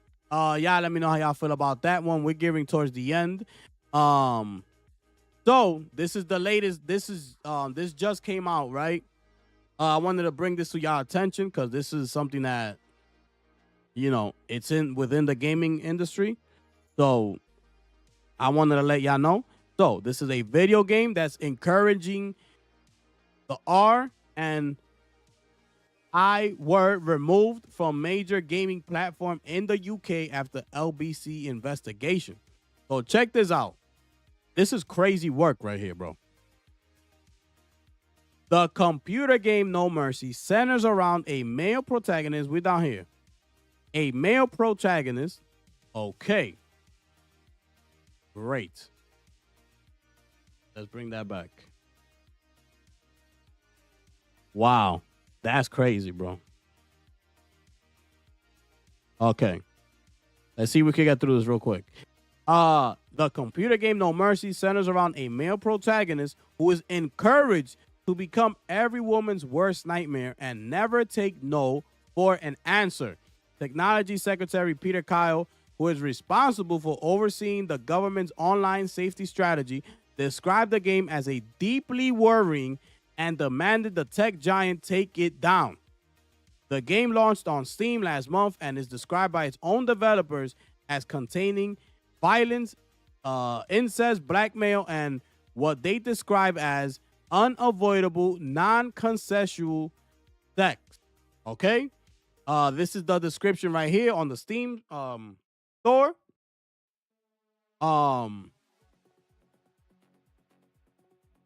Let's see here. There's probably about 3.5 million active Steam accounts in the UK. I just don't see how this can be openly, easily available, and also importantly, not removed when people like myself have reported it as unsuitable. All right. So, they decided to go ahead and create a Steam account with full access to adult content by simply ticking boxes claiming to be 18 plus, and was able to download the No Mercy for €9.99.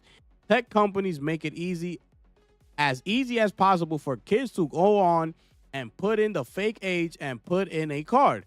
Child mental health expert Nova Eden said, okay, this is why this is so important, right? She says that many parents will be under the misconception that sites like the Steam are a game shop, a social network, and therefore assume that they are properly moderated.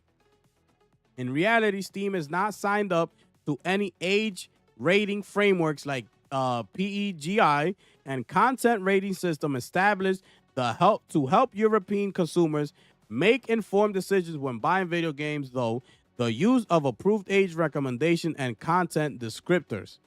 Anyone can upload a game for sale on the site, which then sits alongside products developed by regulated mainstream game studios. LBC reported the game to Steam as inappropriate 5 days ago. It still has not been taken down or subject to more stringent controls. But this is continuing on, and I guess they went through a whole thing, but it has now been taken offline. I don't know why they didn't show the image here. There was an image that said, oops, like it's no longer there. I don't know why it's not showing it. Okay, so maybe I'll find it for you in a little bit. But they did take it down. It's not there anymore. What's it called? Let me just find out. No Mercy, right? Let's go to Steam. No Mercy. No Mercy. You see? It's not here anymore. Let's click. No Mercy is not here. You see? So it's not up. They took it down already. They just showed me a bunch of other games. No Mercy is no longer here. Okay, so they took it down. So, but yeah, I just wanted to bring this to your attention. This is something that's within the gaming industry. And listen, man, this is crazy work, bro. Yo, this is nasty work right here. They made a game. The fact that it's so easy to upload a game on Steam, like, it's ridiculous, bro. And, you know, they need to tighten up. They can't allow something like this to be a game, bro. Like, people take things like this like serious, and they could go out into the real world and do what they got to do, based off of this. So I'm glad they took this down, right? And shout outs to what's the name of the company? What's it, LBC? LBC. Shout outs to them for going ahead and doing what they had to do, and let their voice be heard and basically shut this thing down, right? Because it was necessary, and games like this should not exist, right? This is not what we play video games for. Don't care how anybody sees it. It is what it is. This is not what we in the gaming industry for, right? This should definitely not be up in here. So, glad that LBC went upon and took it upon themselves and did what they had to do. This game no longer exists. It is not there. Also, they need to fix this whole being creating an account, 18 plus, making it so easy to create an 18 plus account, giving full access to kids who could know how to get around these things and have access to these type of games, bro. They're out there. So Steam needs to tighten up. Unbelievable, bro. They need to tighten up, make that system. They need to create something way, better than what they got right now. If these kids could easily access a game like this, they need to tighten up, bro. This should not be allowed. And real quick, another thing is, like mental health, like they said here. That's another thing. Like, even if you're an adult and you decide to click on this game to purchase it, to see what it's about and things like that, because you become curious. Like, the thing, you don't know what you're walking into, what you're gonna see, right? And it could trigger some things, and you don't know. It depends on who you are, what type of person you are. And also, the last thing I'm gonna say about this goes back to my Grand Theft Auto 6 game, that should not be available on the Nintendo Switch 2. This is another reason why. Because a game like GTA 6, we all know what it does, what is entitled, what it has in it. We all know the audience for the Nintendo Switch, who they target. The two do not mix. They don't go together. GTA and Switch do not go together. So that's why I say a game like that should not be on the platform like Nintendo. It shouldn't. I don't care. Make your money elsewhere, Rockstar. Sorry. But this is it right here. I just had to bring this to your attention. But the good thing is that the game is down and you can no longer buy it. That's it. All right. So real quick, rapid fire, free-to-play shooter Fragpunk is coming to PS5 and Xbox later this month. So be on the lookout. It's coming in. Hold on, people.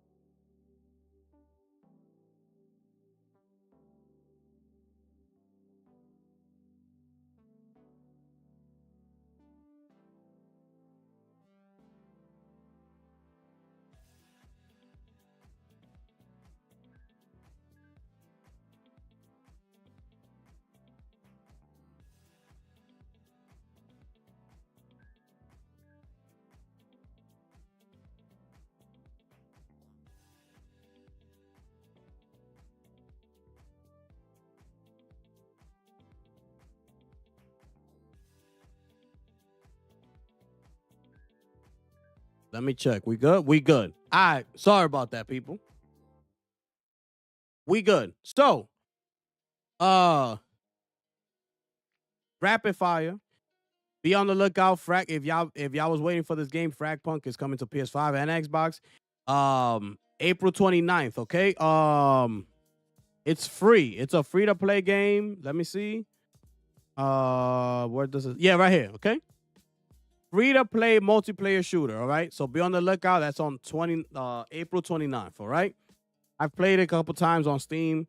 It's a good time. You know, it's a good time. It's different. I like it. It's not bad. It's not a bad game. So try it out. And other news, right? The last main topic of today's show. Excuse me. This is Marathon. This is their official Twitter page. And this is what they've been doing. Right? This was going on like this since this morning. This is their Twitter page, right? It's been going on like this since this morning. They've dropping a bunch of new like images and things like that. So make sure y'all go ahead on Twitch and follow them on Twitch. Y'all can follow me on Twitch as well, because I'll be streaming there too. It's Gifted Gamer 204. We gonna be live tomorrow. Real quick, right? So wait. What's this? Oh my goodness, you gotta be kidding me, bro. All right. So, real quick, let me move myself out the way so y'all can see this clearly. All right. So tomorrow we going live. But remember, the event, they said it starts at 1. But we're gonna go on earlier because we got this. We have something special planned for 2 hours before the live stream, starting at 8 a.m. PT. So that'll be 11 a.m. ET, which is my time. So we going live around 10:45 tomorrow. I'm gonna set the schedule. Hopefully YouTube sends it out, the notification, and y'all can hit notify me. So when I put the schedule out, just hit notify me. So when I go live, it'll just pop up and you just click it and you win. So that's tomorrow. We wouldn't want to spoil the surprise, but we will say you'll want to tune in into our official Twitch channel for maximum participation, okay? So once it's 8 a.m. PT on April 12th, we'll begin broadcasting on YouTube, TikTok, Twitter, and Steam, in addition to Twitch. And then it's time for the main event. We will be live streaming the Gameplay Reveal Showcase straight from Bungie headquarters, where the local Seattle Marathon team will be here in the audience and is very excited to show you what they've been working on. You can expect to see multiple gameplay videos along with a few other surprises in tomorrow's stream. All right? So that's the last bit of news that I had. So I'm going to do the notifications. The stream, I'm going to schedule it. I'm going to try to be at least like 15 minutes before the one on top, before 11 a.m., right? It's going to be a big day tomorrow, people. Make sure y'all pull up. We're going to be here getting it popping. You understand? But yeah, that's the main topics of today's show, people. I'm going to look right now to see if I got any other little topics that I might have missed, right? That's what we usually do here, right? Gift, are you getting in that rematch beta this weekend? Yeah, I signed up for it, bro. I signed up for it. Let's see. Do you have to get picked? Or you could just, as soon as you sign up, you in there. Because I did sign up. Oh, you know what? The other one that I signed up for was Where Wins Meet. I did sign up for that one. But that one, we have to wait and see if they pick us. I don't know if they do the same, if they're doing the same with rematch. But I know that they're doing that with Where Wins Meet, right? So let's see.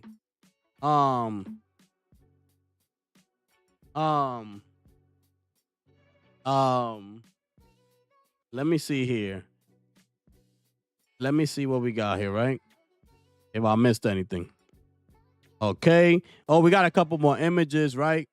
Coming out of the Bungie team. So this is gonna be the setup for tomorrow. I love to see like behind the scene things, you know. So this is where they're gonna be at. This is what they're gonna set up tomorrow. The big reveal. That's where they're gonna be at. So get ready. Also, right? Real quick, Hideo Kojima for Death Stranding 2.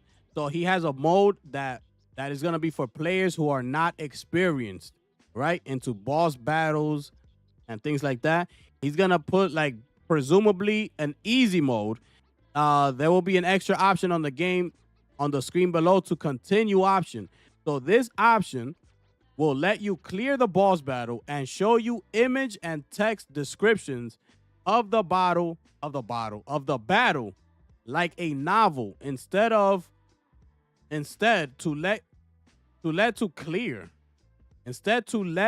clear the boss battle more easily. I guess they might have written that wrong. But you know, basically you can skip the scene, the battle, and it'll show it to you like they're reading you a story type of deal, right? They'll show you images and read you like a script, right? Kind of like a movie scene. And that's for the inexperienced if you want to clear the boss battle. All right. I showed you that. I showed you the boycott. I showed you the pre-orders. This is it right here. This is the rematch that we were just speaking on. This is their latest. There's actually also a gameplay thing. I might show it off in a little bit. I'm actually looking forward to this game, bro. It looks really good. This is Ubisoft talking about PSSR, right?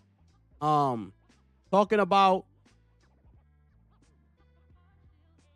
with ray trace global illuminations in performance mode, 60 frames, ray trace reflection coming to balance mode, as well as quality mode, and PSSR now available in all modes. We're satisfied with our PS5 Pro version and believe it is the ultimate console experience for AC Shadows, one that rivals ultra high-end PC gaming. This is what I'm telling you. Understand, bro. This is what I'm trying to get to everybody. I'm not out here capping for Sony.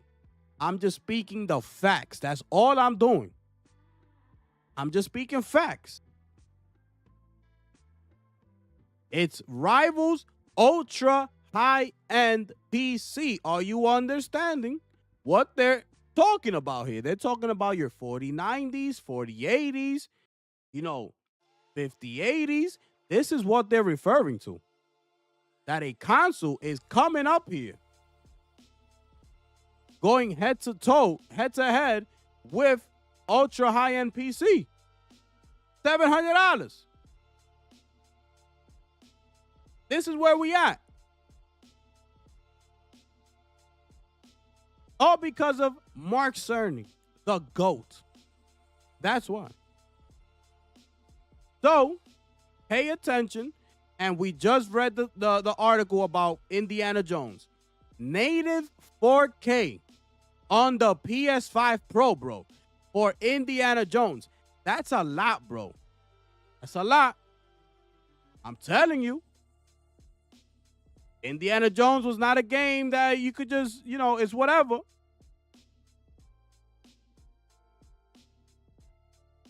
And the fact that the Pro is handling that says a lot. Let me see what else. Also, this guy right here, the guy that created that dance, that kid, his mom is right now in a $100 million legal war, right? So that's his move.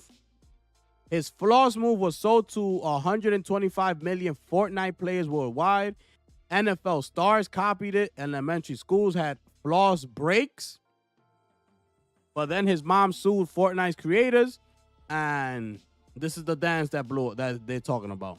So his mom, rightfully so, is in the court right now suing, Fortnite's creators for stealing this kid's moves and basically, making money off of it without breaking bread with him and giving him anything. So it's crazy work, man. That's crazy work right there. Okay, I spoke to you about this. This is an exhibition that they got over in China. Black Myth Wukong the game, right? Sorry about that. This is an exhibition they opened up in China, bro. Because of Black Myth Wukong the game. Okay? So check this out real quick, bro. This looks crazy.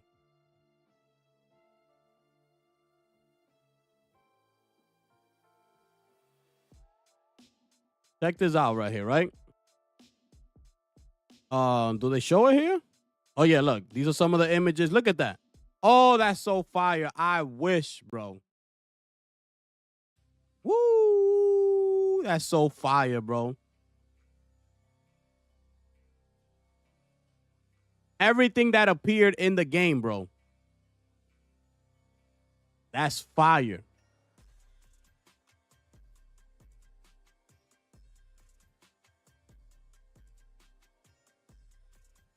That's fire. As many of y'all may know, Black Myth Wukong was my game of the year last year, 2024. Loved that game. I platinumed it. That's how much I loved it. Unbelievable game. So Christopher Dring played the new Switch 2, saying that Mario Kart World's knockout mode is utterly excellent, okay? The best thing the series has done in over 30 years. Understand what we're talking about here, okay? They introduced a new knockout mode in Mario Kart. I'm telling you, they're going to showcase this next year. It's going to have its own separate event. Just like Marathon, they're going to do the same thing for Mario Kart, where they're going to show off the entire game. So be prepared for that. We're going to live stream it, and you're going to see. He also spoke on Donkey Kong. He was not convinced by it. I was most excited about that going in, but I was left a little bit disappointed. Okay, that's something else we could keep in mind. And Metro Prime 4 controls great and looks delicious. So that's what he had to say about that. You know, take it how you want to. Again, you know, I'm my own critic. When I buy the game and I play it, I'll let you know what I think, right? These are more images that are coming out for Marathon. Look at this. Looks unbelievable, bro. I can't wait for tomorrow, bro. This is going to be crazy, bro. So that looks crazy right there.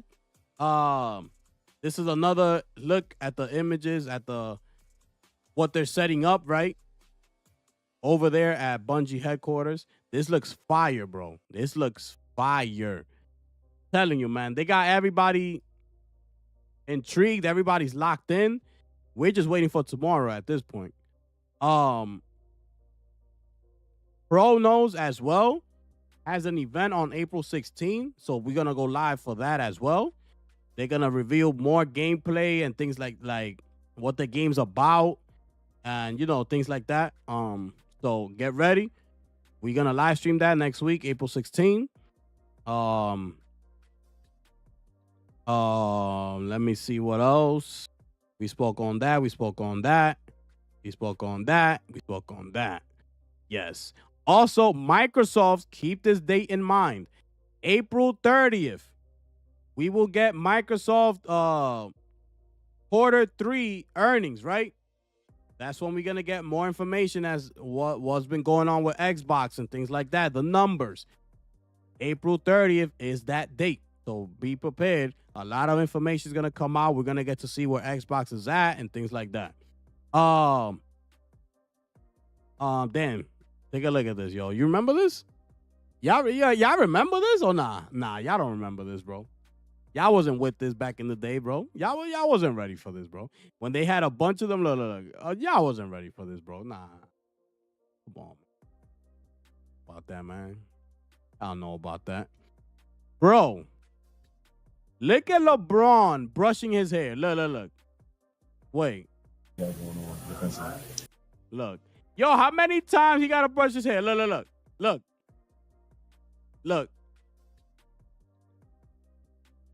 Yo, bro, how many times you brushing that side, bro? Yo, I'm done. Yo, that was funny. I just had to show you that, man. I was dying when I saw that. But yeah, that's it. Those are the main. That's the news for the day, bro.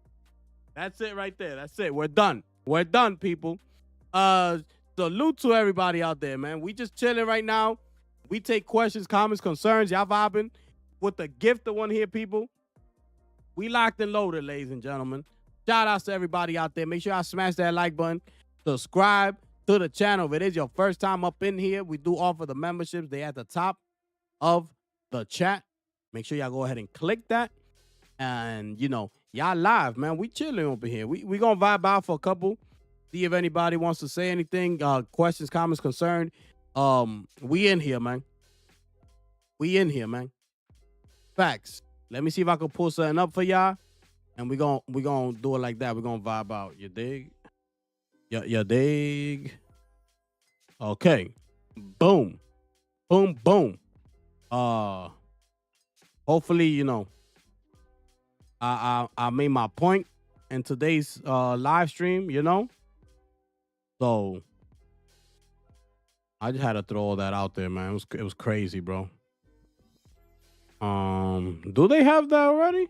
I think they got some rematch gameplay already, bro.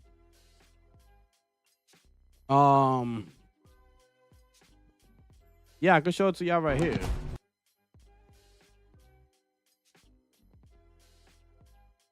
Show y'all some gameplay while we vibe out, while we chill. Yes, yes, people. We live, people. We live. Live in full effect, ladies and gentlemen. Talk to me, man. That's crazy. He at least needs credit. Yeah, the next game is going to be crazy. Oh, you talking about the kid? Yeah, he needs credit, bro. That's crazy. How you treating a kid like that, bro? Like give him something, bro. Like, relax. Damn.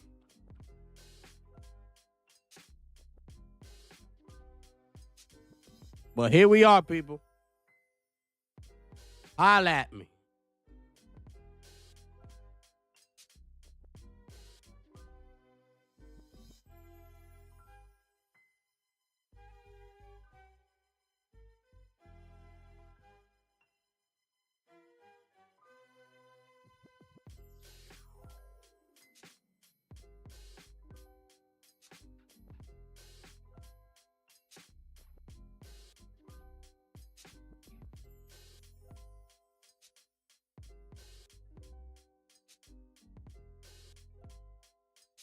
So this is a 3v3 game. It's like arcadey. That's why I can't wait to play, bro. I want to play this game.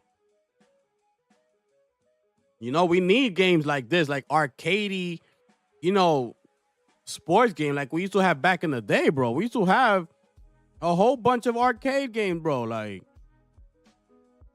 NBA Street, NFL Street, FIFA Street, you know, Def Jam Fight for New York.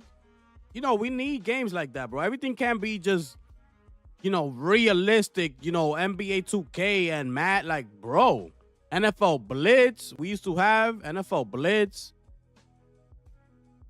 There was a hockey game as well that was kind of like that. But yeah, we need games like this, bro. Oh, it's 5v5? Okay. This looks good, though.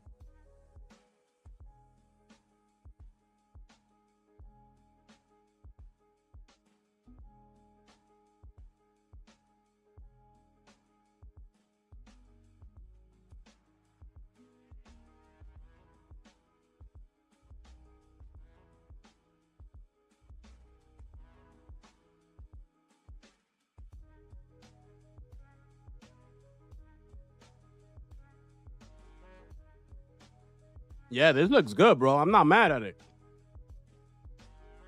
We need games like this, bro.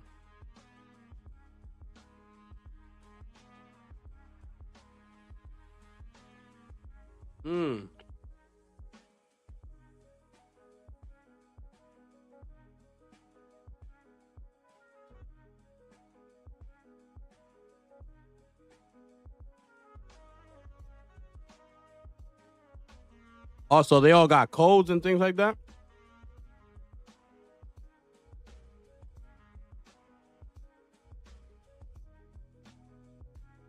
Yeah, that look fire right there. How it switches, the scenery, that's fire.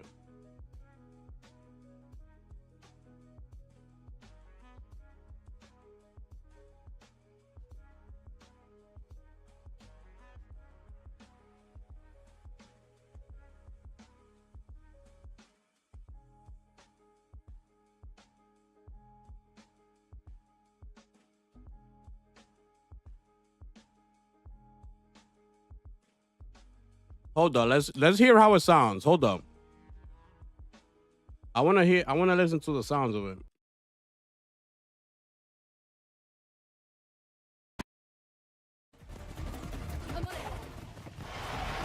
I'm on it.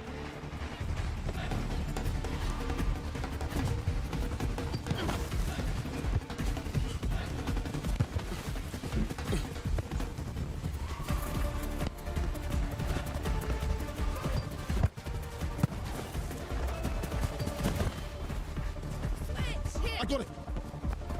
Swear it.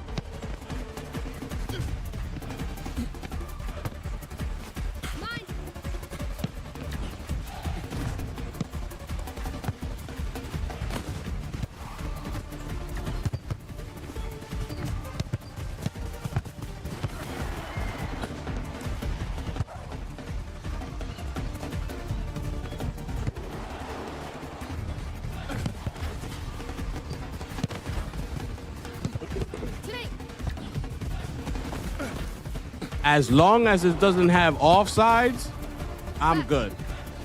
Bro, offsides? That rule right there, I could never get used to it. I don't understand it. I never will understand it. That's why I don't play FIFA, because of that rule.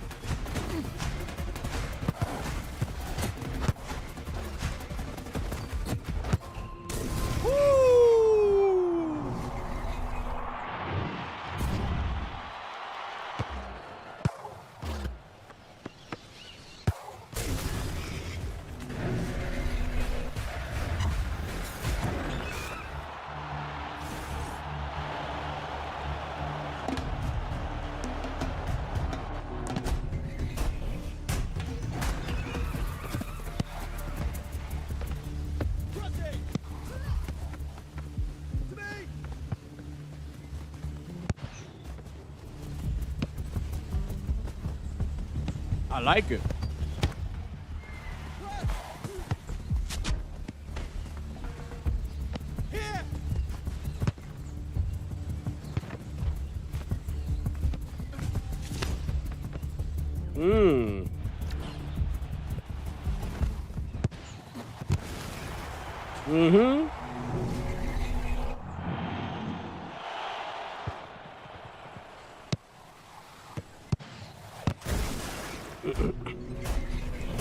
So you got like abilities and stuff. Oh, that's fire.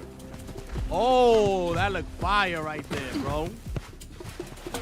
That look fire, bro. And I like the background music too.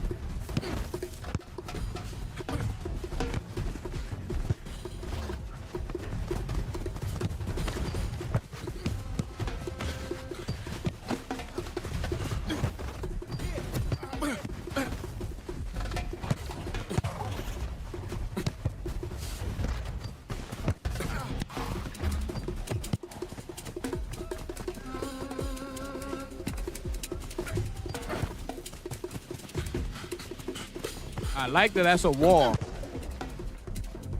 And it's not out of bounds. So you can basically use it to your advantage. I like that. Look, why he didn't pass the ball? What? That was a 2-on-1. Yo, I would have told them off.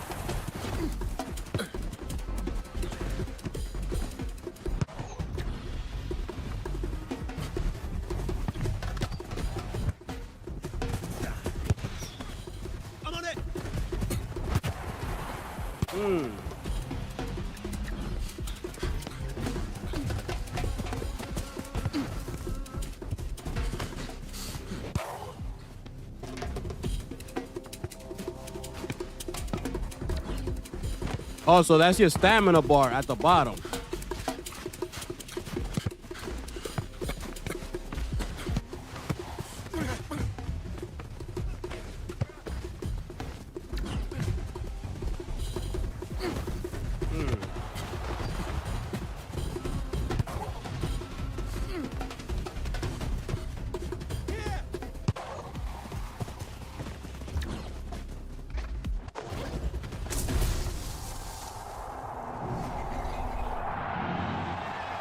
Oh, that's hot. That's fire. Look, you see? I like that you could use it as a wall. It's not out of bounds.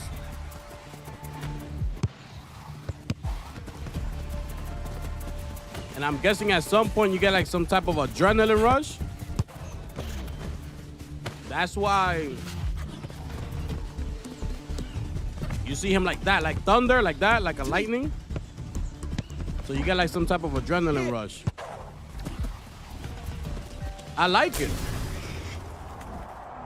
I like the scenery. When you score, it looks like it changes the scenery around you real quick. You get a different vibe. I like it. What y'all think? I got it.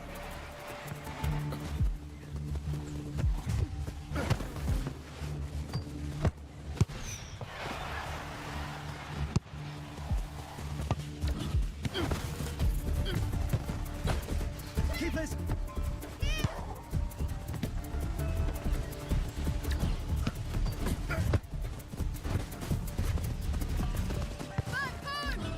Mine.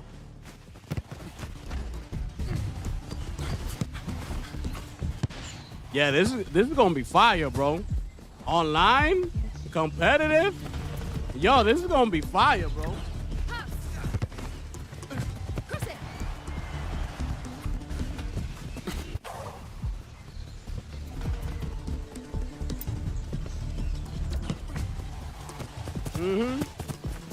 Here.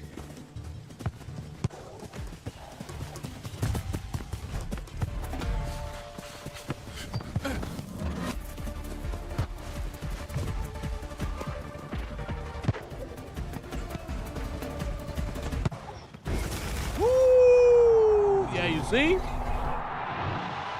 I like that. Those effects in the background. It looks fire, bro. I like it.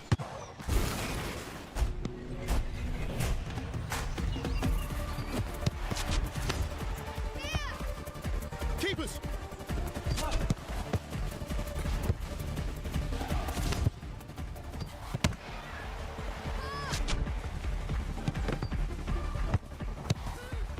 Cross it. So wait, if we signed up, are we gonna get to play it, or are they choosing like who's gonna get to play or not?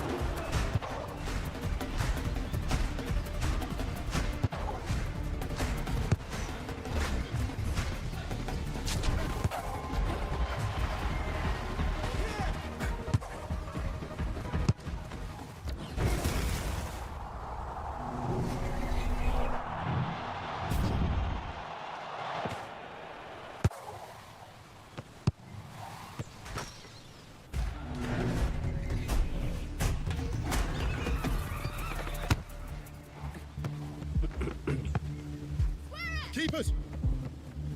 Good job. My bad.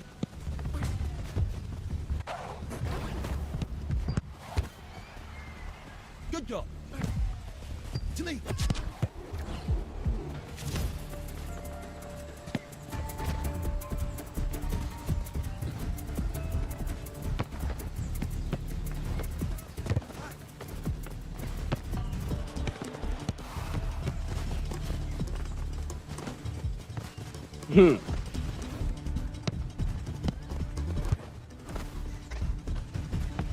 Line. My fault.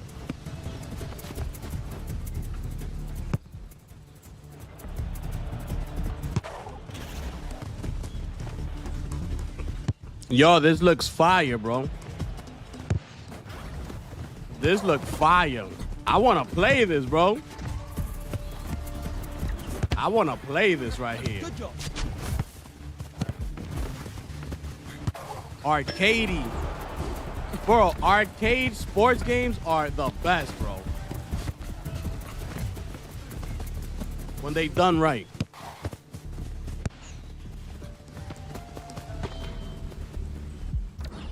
Pass.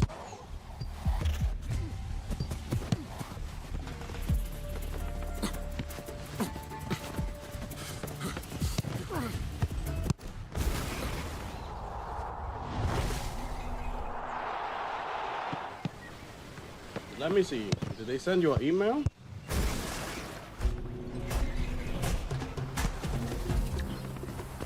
Oh, ooh.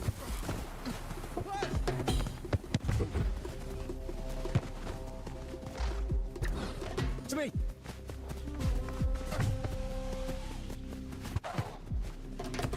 Sorry.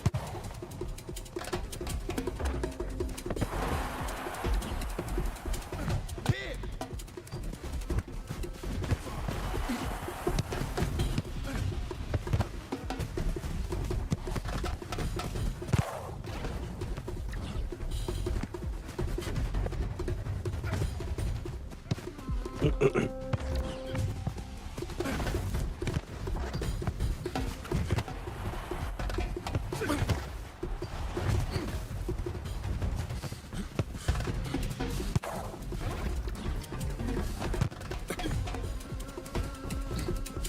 Yeah, this is fire.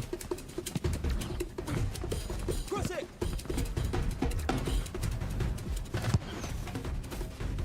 This is fire. Okay.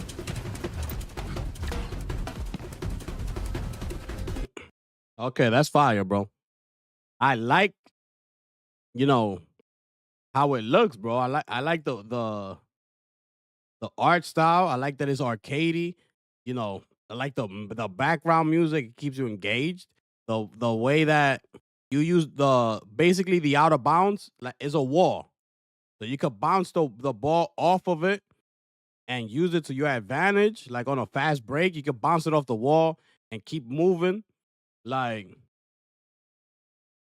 yeah, I can't wait. I want to play it, bro. I want to play this. I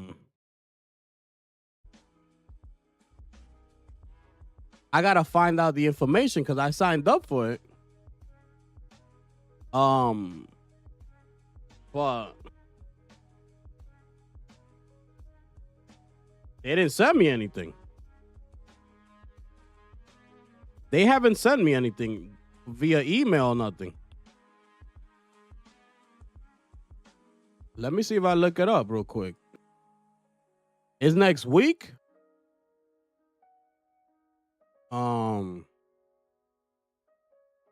Okay.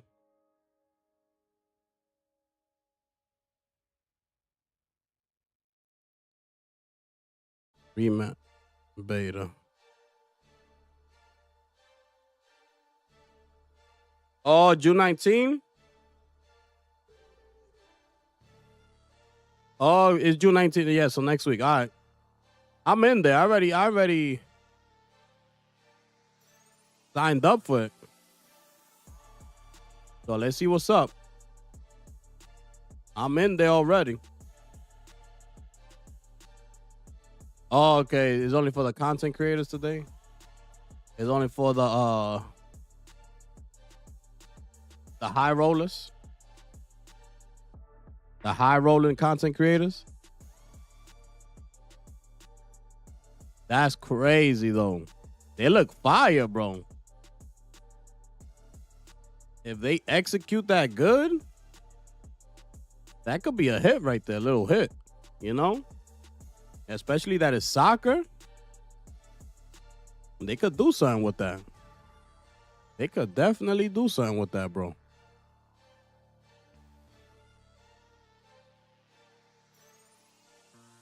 This game right here, where wins meet, I signed up for that.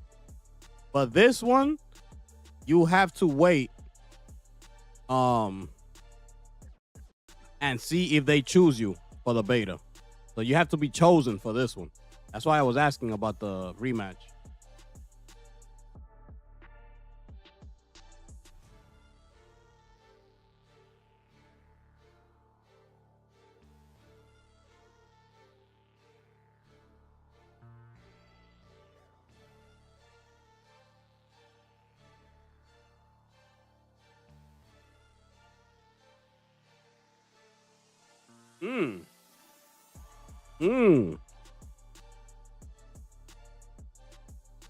So that game is coming out 2025? So that's another game that we got to put on the list. I thought that was coming out next year.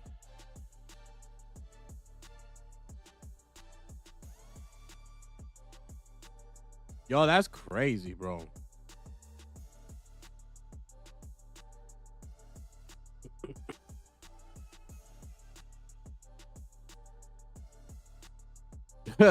That's crazy, Molly.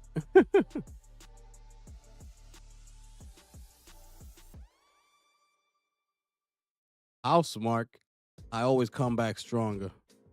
Yes, sir. Look at this real quick, bro. Look at this real quick. Woo! They just posted this. I always come back stronger. Yes, sir. Look at Celine. Stop playing, man. That's gonna be they have to put them that he like knows about her or sees her or something, bro. I'm telling you, if they connect it, the game is gonna do that much better, bro. Because I know the game is gonna do good. But if they somehow connect it or something like that, that he kind of like meets her or like hears of her or something, like it's gonna be fire, bro. So yeah, just wanted to show y'all that real quick. You understand what I'm saying? We back. That's crazy, bro.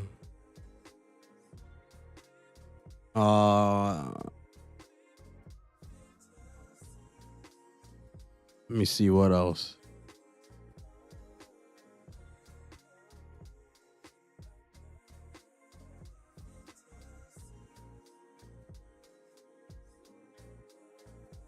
Yeah, so that game is coming out this year too, where wins meet. So we gotta put that on the list. It's crazy, bro. This is crazy, bro.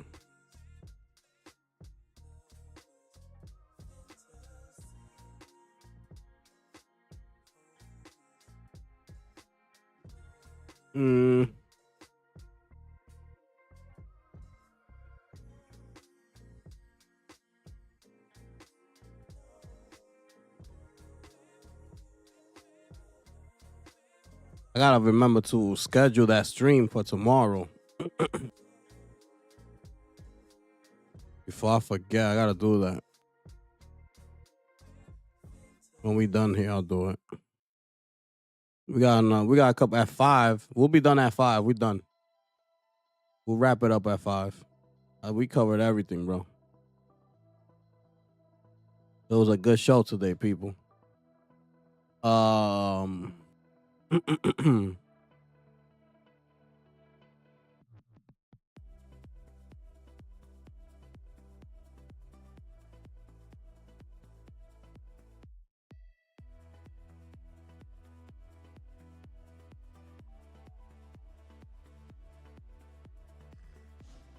Yeah, the Marathon Twitch page is going crazy.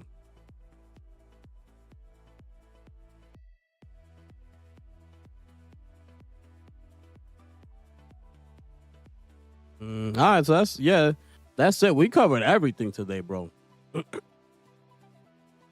We covered everything in the gaming news today, bro. I didn't miss out on nothing.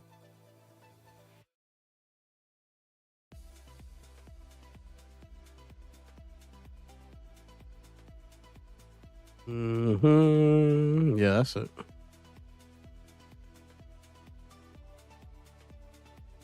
All right, we're good. Yes, people. Well, we got 5 minutes and then we up out of here. Yo, shout out to my brother Heights MD up in the building. Yo, my bad, haven't been on here with y'all for a minute. Was good. Yes, sir. We out here. We chilling, bro. We chilling. It's all good. We chilling, bro. The showcase for Marathon is tomorrow. So we going live tomorrow. It's gonna be early though. We gotta be live like around 11. Cause then the main they're gonna show something before the main show, which is at 11. So we're gonna be live for that, and then the main show starts at 1. So they're doing something tomorrow. They said to be there, so I'm gonna be there. The summer state of play about to be fire. Facts. My games list is cooked from old games to new games. Yeah, man. Oh, you finished Kenna? Okay. And you just started Death Stranding? I wish I could get back into Death Stranding, but I can't. Like the way I left off, like now I have to figure out what I gotta do and things like that. I will have to start all over from that game. And I was pretty far in Death Stranding. So I don't want to start over, you know? I showcased that Blueprints yesterday here. It's a good game. Nice strategy game.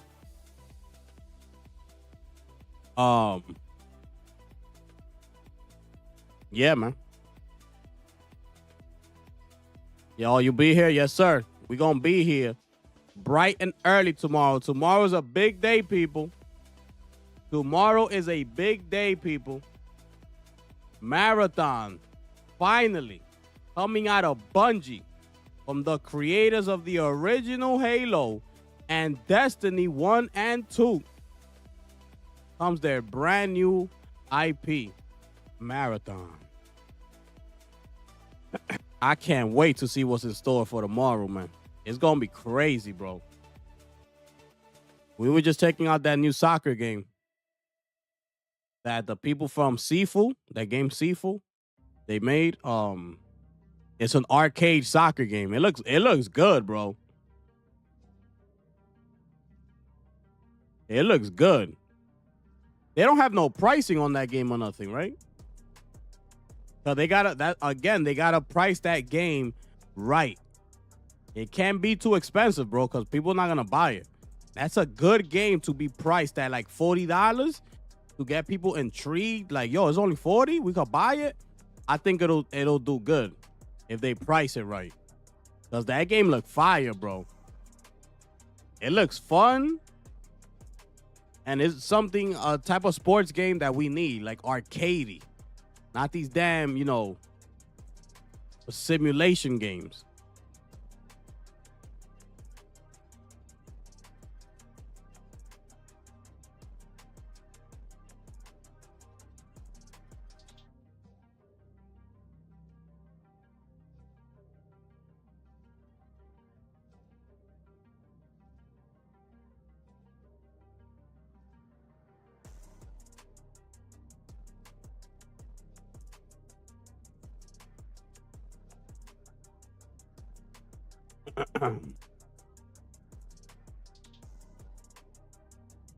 Crazy work. Void Breaker.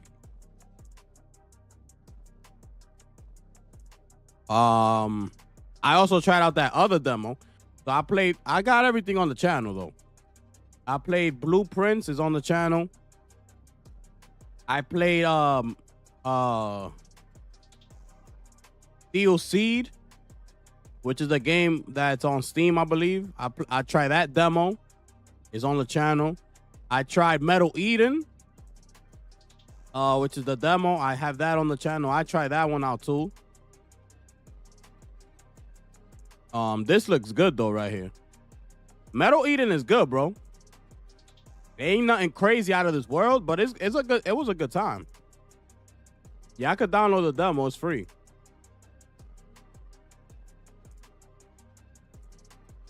But it was good. It was a good time.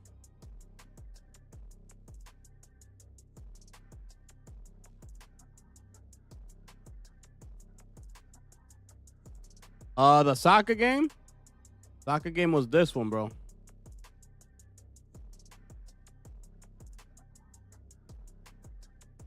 This one right here. This is the soccer game. This is the new one. Coming from the makers that did Sifu, that Kung Fu game, they made this one. So look. Good job.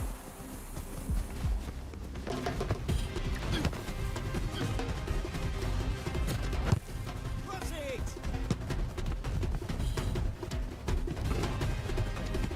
See, it's arcade. It's arcade style. There's no out of bounds. You see, you could use the out of bounds as a wall. You got a speed boost. Good job.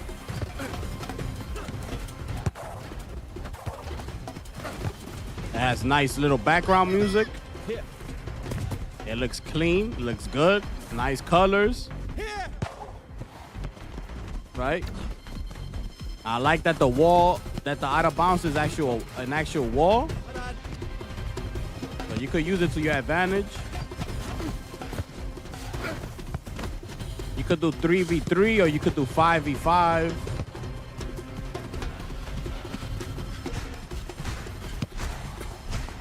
Obviously, there's gonna be different arenas. This one is in the desert, in the sand.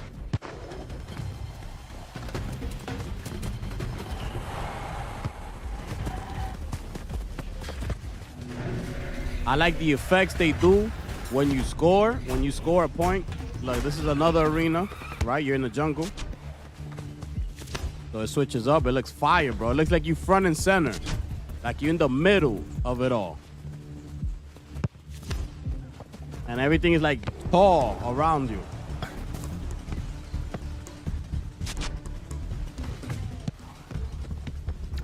Look, he's the goalie. He left. So now oh, he scored. You see, it does it does like an effect to it.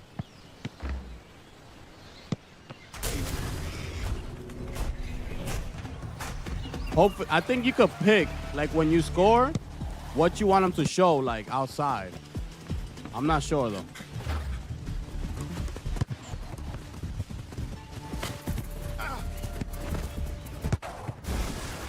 Yeah, you see? That's a different effect, and it shows the arena. So they're all watching you within they're in an arena, but you see, it's like what you call it? Like a holographic type of thing happening, where you can't see them, but they can see you. So once you score, it opens it up and you can see them, and it'll close back in. That's fire, bro. If you're the goalie, you could take a chance and a risk and step out and become that extra player on the field, but then you're leaving your goal empty. But you know, you could do things like that. Like, that's fire, bro. You know, goalies, sometimes you don't want it to be sitting back. You want to take a chance and come out here.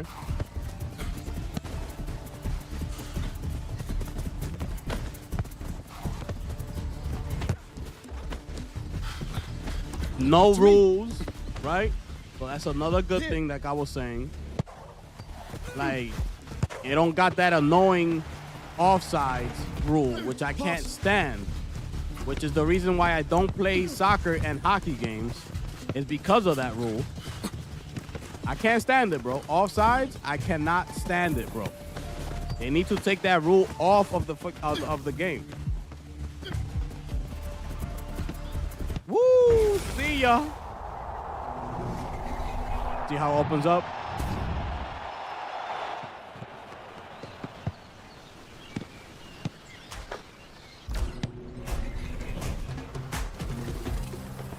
To me. Here. So, you know, it's a beta. So they're only showing us these two arenas. Wow. Just imagine, bro, all the different type of arenas that you're gonna be able to play in. And then you know they're gonna have a store. So you're gonna probably be buying some premium stadiums that looks crazy, you know, like, it's gonna be fire.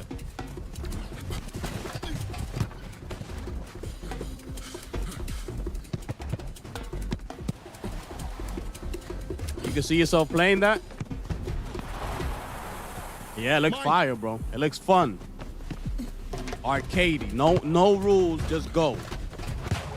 Look, you see how he used the out of bounds as a wall, right? Like, he bounced it off the wall back to himself, and then he tried to score. I like that, bro. That's fire. Square it.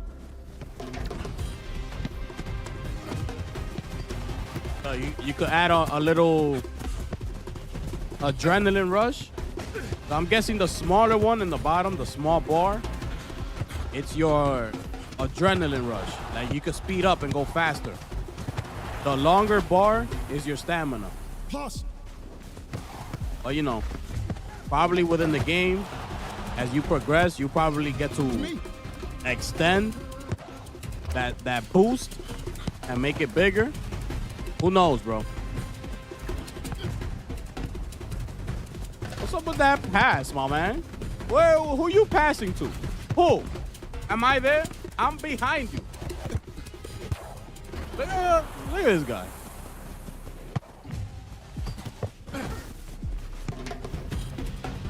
There you go. 3-on-1.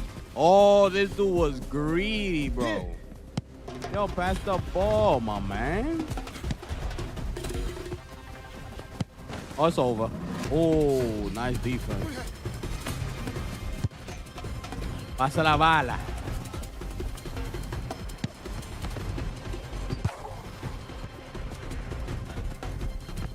To me.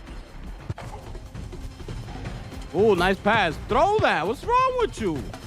There you go. Nah, he messed up that play. Bang. Ooh. Okay.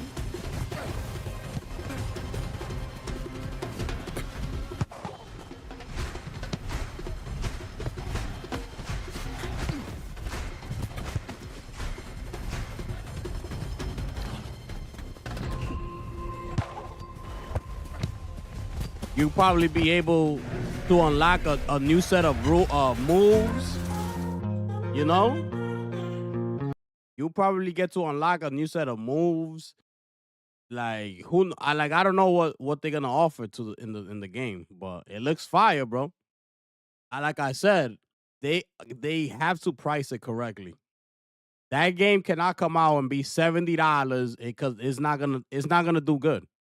That game looks like you need to price it good, like $40 or 35, like $34.99, like $35 to get people to buy it and intrigued and try it out. Like that's a good price for a game like that could get people to buy it because it looks fun, it looks good, everything. Like I will get it, It looks like a fun time, but they need to price it right. But yeah, the beta is next week on the 19th. You got to sign up if you want to play it. And yeah, man, it looks good, bro. That game looked good. I'm not gonna lie, it looked good, and it's from the people that made Sifu, so it gotta be fire, bro. It gotta be fire. Yo, Guru, what it do, my brother? I'm about to wrap up. I'm about to get up out of here. We just wrapped up. Man. It's time, my brother.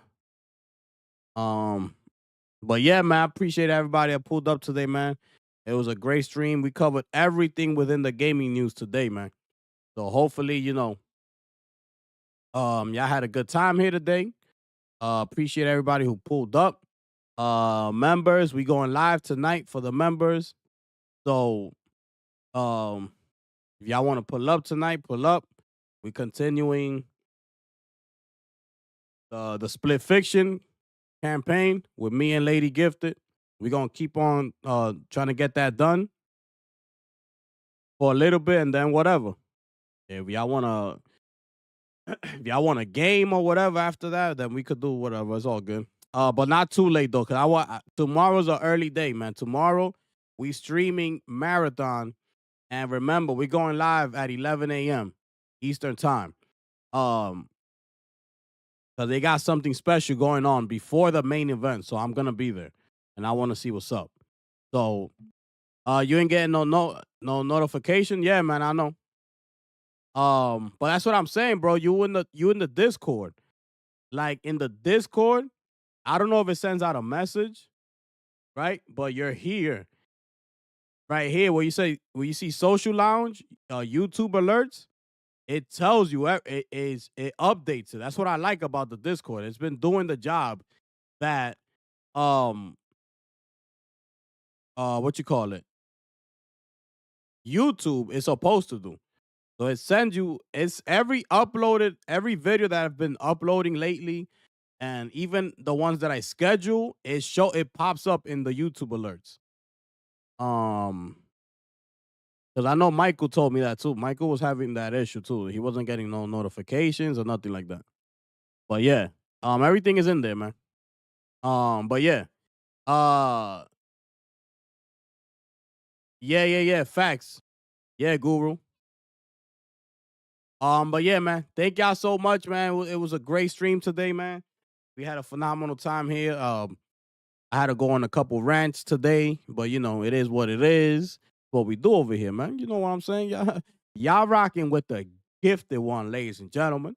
Yes, yes. So salute to everybody out there. Make sure y'all tune in tomorrow morning. I'm gonna schedule the stream.